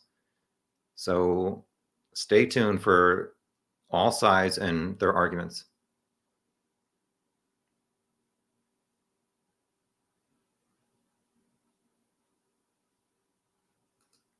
Simon says, prison is the wrong place to admit to crimes against children. Yes. Anywhere is the wrong place. Purple Flower says, why would Rick say he shot and molested the girls and name 2 other girls? Surely that can be checked out. Well, what I'm wondering is if he truly is guilty and his first confession, quote unquote confessions, which the defense has called them confessions. Some people get triggered by the word confessions. If he at first was being honest and like letting his wife know the truth, maybe because he was told certain evidence at that April 3rd meeting, which I'm not sure, maybe certain evidence that he felt like he could not get past. Did he realize like, oh, maybe I shouldn't have been confessing on the phone to my wife saying I'm guilty?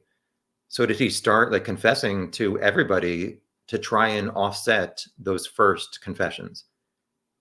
And the later confessions included false information to make it seem like he's crazy and also just like randomly saying things that are not the truth. We'll have to wait and find out exactly what he said to all these 25 people, including his wife.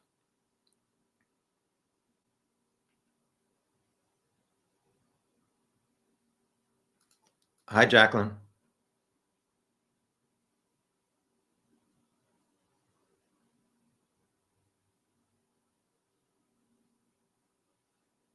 Hi, Babu's Frick.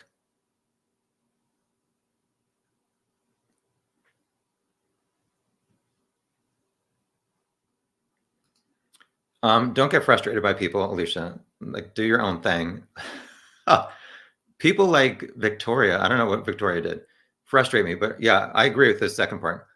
People that have not seen all the evidence but are 100% sure he's innocent or guilty, and then say negative things about ones who are not 100% convinced, like them. Don't worry about it, Alicia. We'll see what happens at the trial. I agree that I am surprised that certain people are 100% innocent without seeing all the, 100% sure without seeing all the evidence at trial, which is where the truth will hopefully be revealed. But whatever, don't worry about other people's mental issues. I'm kidding. But Alicia, thank you for becoming a member. And also Josh the Posh. Hi, Josh. Welcome.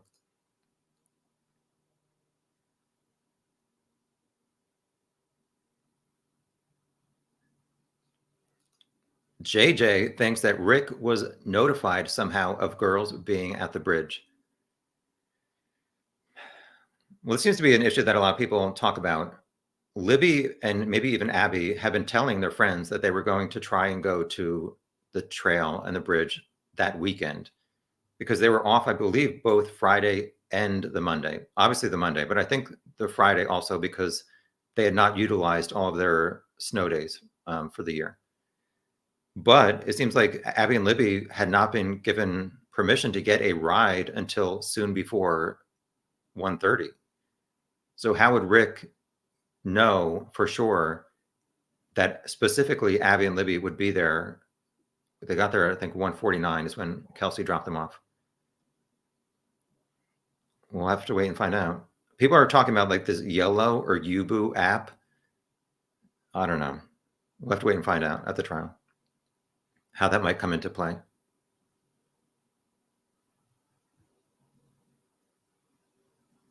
Hi, Salty Beach.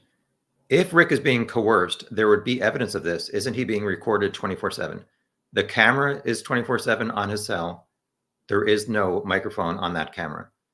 But you would see like corrections officers intimidating him. But even the defense said there is video showing corrections officers walking up to Rick's cell and shaking their head no side to side after they ask him, do you want to have a shower or recreation time?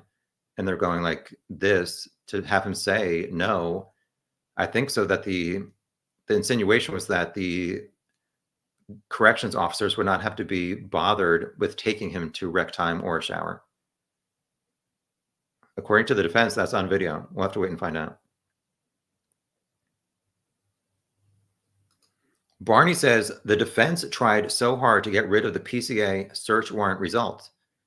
Correct. They've tried to get rid of everything except, I think, his October 13th interview, which I was surprised to find out that Rick walked out of that interview. I wonder if they found some things there at Rick's house that we have not heard about, or maybe it is just because of similar clothing, weapons, etc. I think it could be because of the unspent round. They don't even want to risk that being presented to the jury, even though there's a lot of debate about whether the science involved with an unspent round is reliable. Maybe the defense is just trying to prevent the jury from finding out that Rick had a gun that was alleged to match the unspent round found at the crime scene. It says we're at like 150, an hour and 56 minutes.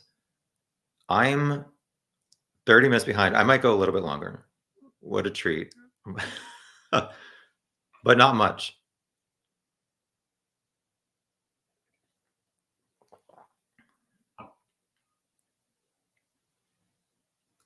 Hi, Criminality. You're welcome.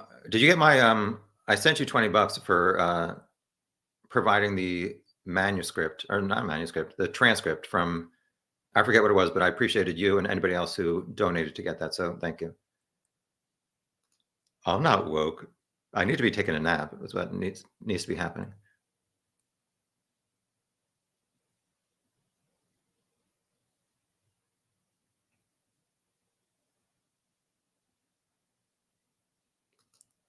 Thank you, Duchess. Yeah. Hi, Kay. It's okay. I forgive you.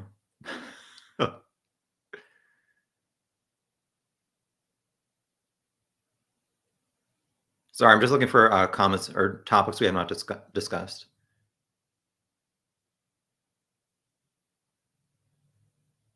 What? I don't even know what smacked means. I've only smoked doobie once, or it was on a vape with my uncle, and I choked. Yeah, anybody wondering about my uncle on Maui? It's a disaster, and yeah, don't ask. He lost his mind, unfortunately. Barbie, do you mind telling us the subject of your 600 pages? Yeah. You probably can't see it. You can't see it. Yeah, here we go. Diary of a Quiet Guy. That's me on a. This is it. This is 633 pages that I finished in late February 2021, around the time I got obsessed with the Delphi murders, and I've looked at that 20 minutes in 3 years. Anyway, that's my problem, not yours. It's like a funny book, according to me, but whatever. It'll never come out. Steven is laughing at me. Whatever. I don't take myself seriously, so if I look stupid and act stupid, that's fine. Hi, Cryptex.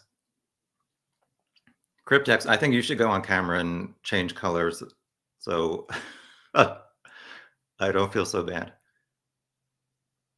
Simon wants to know, does anyone know how to find accurate river levels for Deer Creek, I think you mean, for Deer Creek on different days? It was referenced in, I think, in the first Frank's memo, volume 1 of the, not even the trilogy, the quadrology. What am I saying? I think there was a website referenced in the first Frank's memo to show the creek level. So if you want to spend time looking for that website, you can look at creek levels. Hiawatha, Libredo, the temporary public defender, also thought it was sacrificial until Gull got hold of him. Yeah, I mean, Libredo's comments were very interesting. I was surprised that he was even like talking. He said that he thought or thinks that Rick is 100% innocent, and that one of the Abby and Libby was sacrificed. I don't know what he saw, but I don't know. We'll have to wait and see what's going to be presented at the trial to show that at least one of the girls was sacrificed. Like, what's the difference between a sacrifice and like being stabbed? I don't know. Where's the flag? The lady whose son is coached by Libredo. Ask him what's the difference between a sacrifice and a stabbing or something.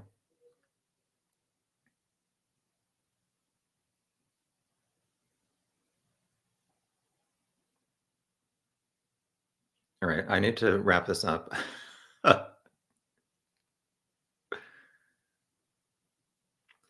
JJ says motive is abnormal sexual fantasy. Rick's daughter was gone. I don't know. She got married in November 2017, so 9 months or so later. Wife was gone during the day. She worked at the local vet. There's rumors that his wife was maybe staying with her mom because her brother died unexpectedly a few months earlier. Allowed Rick to act on his fantasies.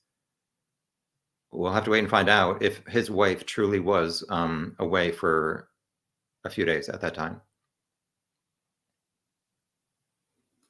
Hi, Michael. Ricky ain't got no alibi. And he's scared of creepy white vans like the rest of us. So the reference to the creepy white van is a rumor that if Rick truly is the killer, he may have seen a white van pull down the private drive to the house, which is like the son of the homeowners at the end of the private drive. According to Bitter Beat poet, a guy named Doug Rice, I have screenshots where I think he said he talked to the owner of that van. Don't quote me, as always, but I think he referenced between 3:30, maybe 3:45, and as late as maybe 3:50. So if the creepy white van pulled down the private drive at 3:30, did that scare Bridge Guy, whether it's Richard Allen or not, to then wrap up whatever he was doing at the crime scene because he was afraid he was going to be seen? And then that's what caused whatever the person to be seen at 3:57 p.m. on 300 North. We'll see.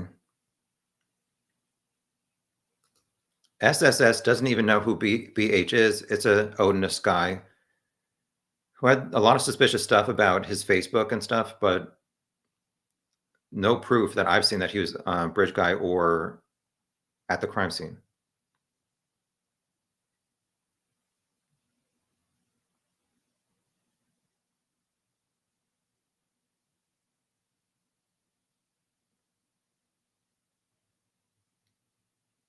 Sorry, I'm just looking for new topics. Let me skip over a bunch of comments.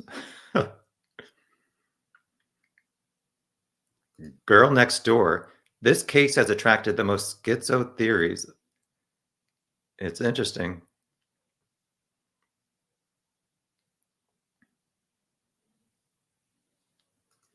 Purdue RN.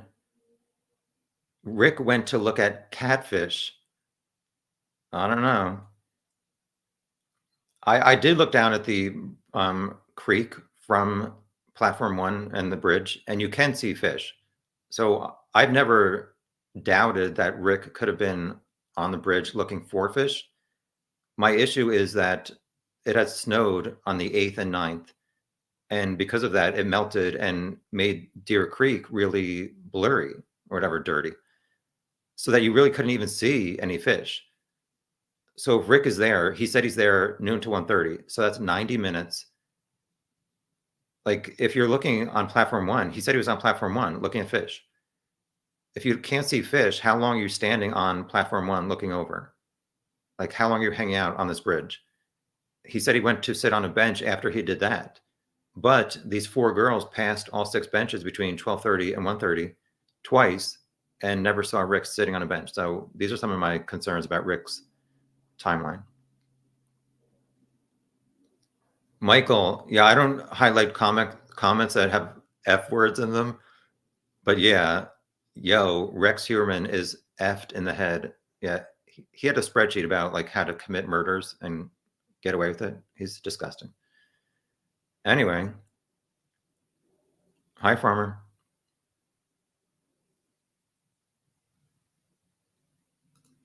Big fish, small pond. How do we know they're looking for an Odin expert?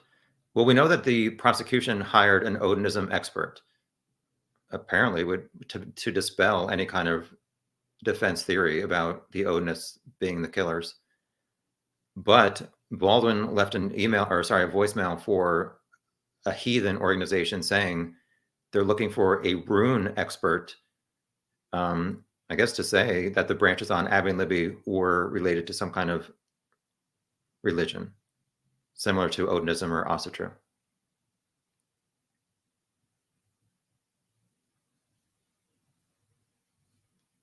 Hi, Cryptex. Do you think the Kegan-Klein Grissom Air Force Base interview around August 18th, 2022 led to Richard Allen's arrest? Thanks.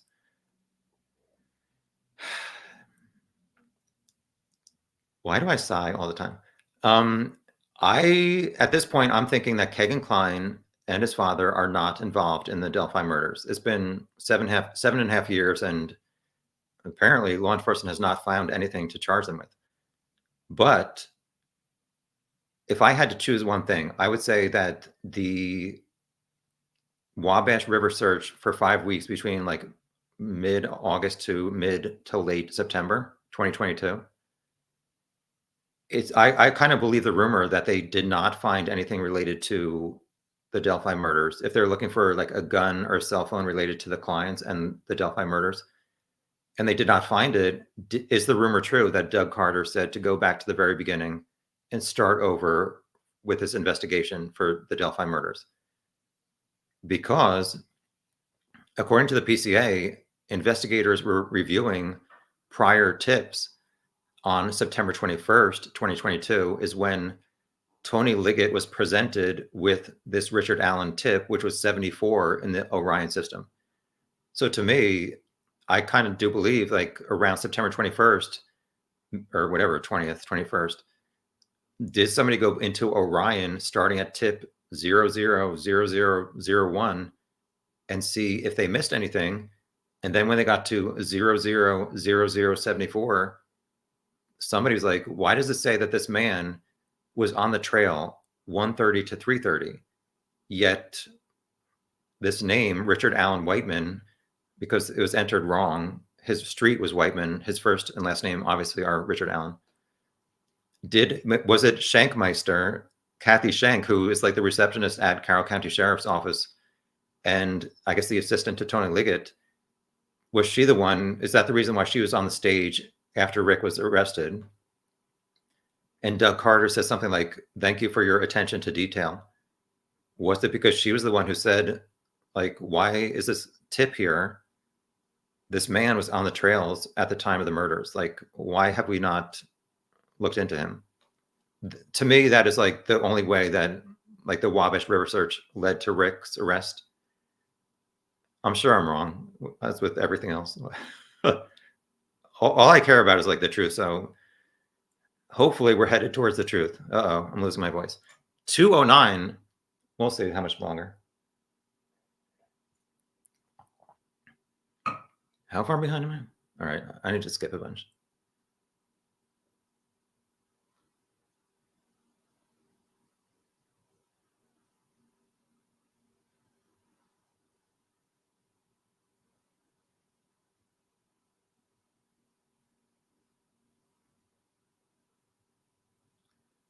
I'm seeing some drama, but please behave. Hi, just the facts, ma'am. I love you use pics of my home country in the background. You're welcome. I said earlier at the start, my grandmother was born in Ireland, and I'm going later this year. So she kept a travel diary when she went back in 1981. And I read it last night, and she said the Ring of Kerry was the most beautiful scenery she ever saw, and that's why I chose it today.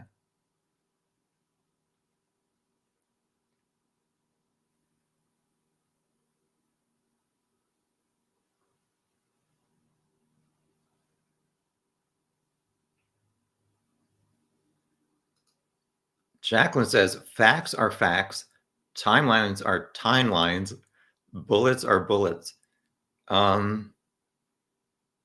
Yeah, just show us the facts, or show the jury the facts, not us. We're just nosy people.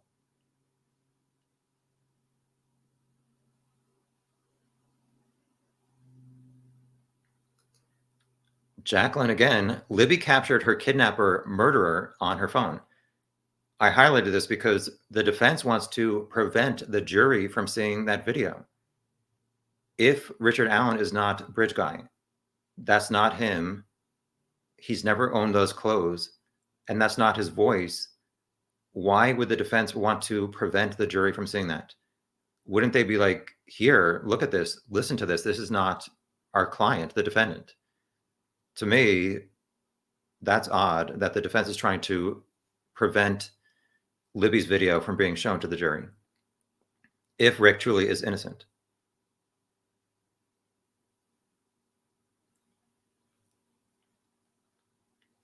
JJ for the trifecta, RIP to these girls. Yes, that's what we should all care about, is like hopefully them finally getting justice and Bridge Guy being revealed.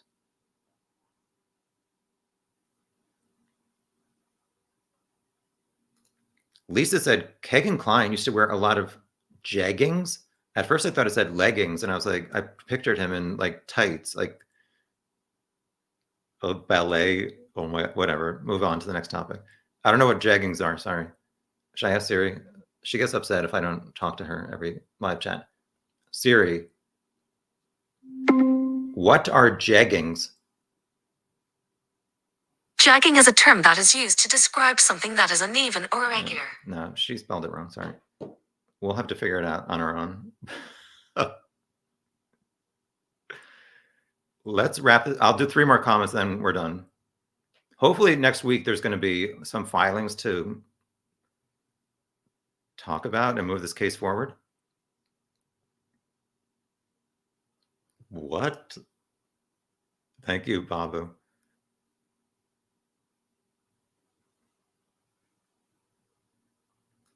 Greenlee, do you really believe someone would be good having never been incarcerated, kept in solitary? Anyone would lose it. I spend a lot of me time alone.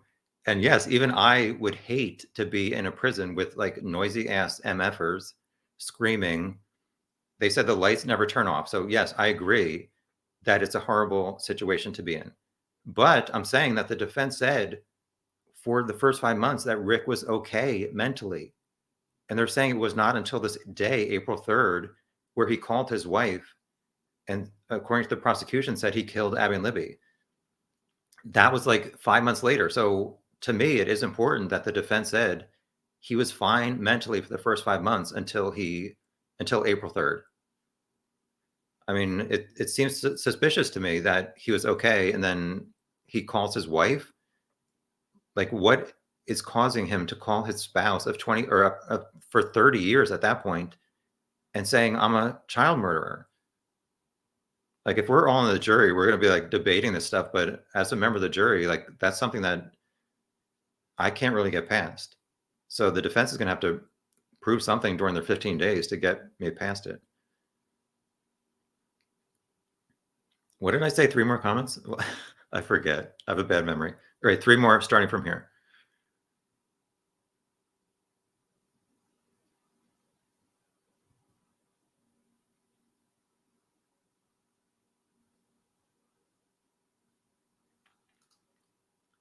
Number 1 of 3. You, Sinlig, I don't even know what that is. That something bad? Has anyone heard about the man who, after 17 hours interrogation, confessed to killing his father? Dad was found to be alive and unharmed. Yes, and I do agree that, like, as you said, a 17-hour interrogation by police officers in, like, I don't know the exact details, but to me, there's a difference between 17 hours with police being a-holes to you and Rick being okay mentally for 5 months. And then Rick picks up the phone and tablet and says, I'm calling my wife and admitting that I killed Abby and Libby. To me, that's a lot different than this police interrogation. Also, telling 25 people a variety of confessions is concerning to me. And it's not just him rambling, according to something, I don't know, forget what it was. He wrote 5 to 6 letters to the Westville warden, Gallipo. So he got a piece of paper and a pen and said, I'm writing this to the warden. apparently those letters may have incriminating statements. So to me, the totality of all these different incriminating statements to the wife and mother of this defendant and all these other people is suspicious. Like, I'm not going to say it's not. We obviously have to wait and find out exactly what he's been saying and writing, but it's not looking too good and pointing towards somebody who is definitely innocent. All right, 2 more and then we're done. How far behind? Let me skip over a bunch.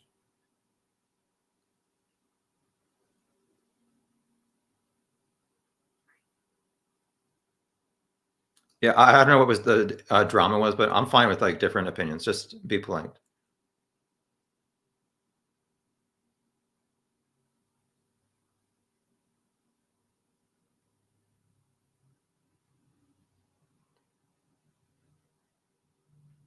Just looking for 2 more comments.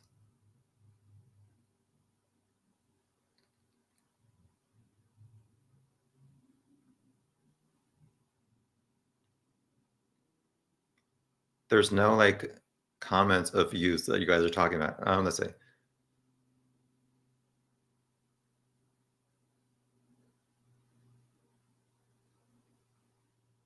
Sorry for the awkward silence.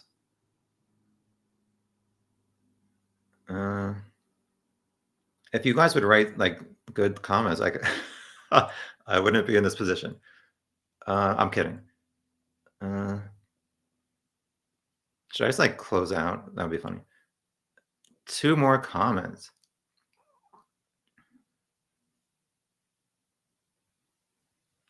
Sometimes I want to play like the Jeopardy theme music when there's awkward silence, but I don't have it handy.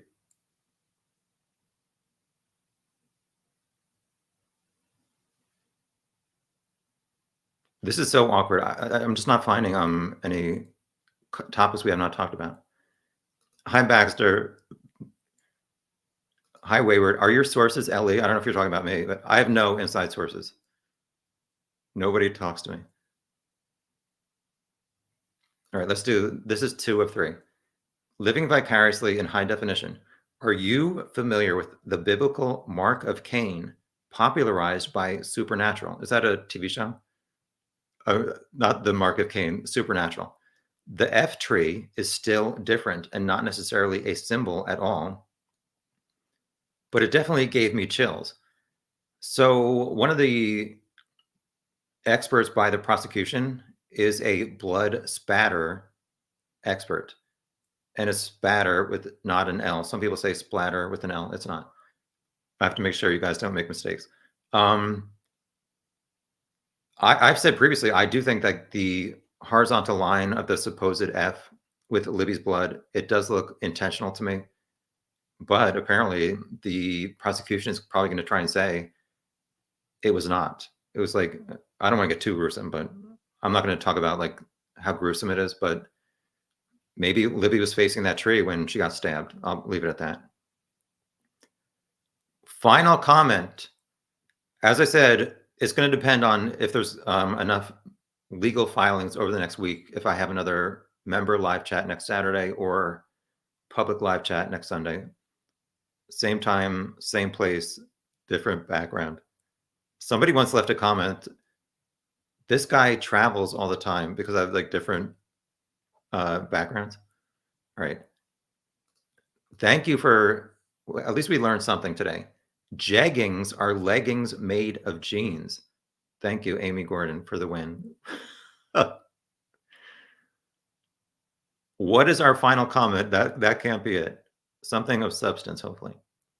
Thank you, everybody, for joining. Thank you, moderators. Thank you, all the kind, generous people who donated money and other stuff. Oh, here. Thank you, L. Croft. Jeggings equal jean leggings. You saw Kagan Klein wearing jean leggings?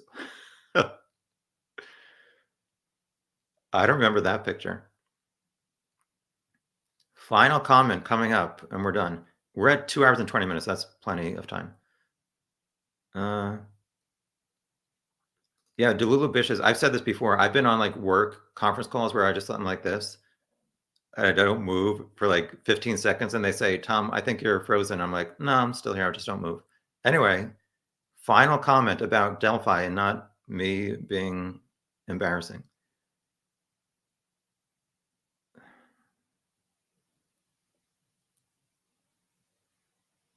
All right. Hold on.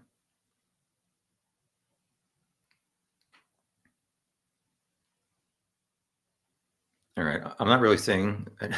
All right. We'll end with Jacqueline. This is our last one. Jacqueline says the F tree is Libby's handprint in blood. Yeah, I wondered if maybe Libby put up her hand to block the knife and maybe it caused some kind of injury. You would think that obviously the autopsy would show if she had a wound to her hand where she put it up against the tree to like steady herself or do something. Some people said maybe when she was also like stabbed in the neck, she put her hand there.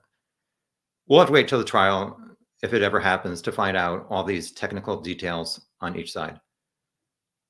Bye, everybody. Thank you as always for joining and sharing your thoughts. The chat was a little bit dramatic today. Hopefully, people behaved. That's all I got to say.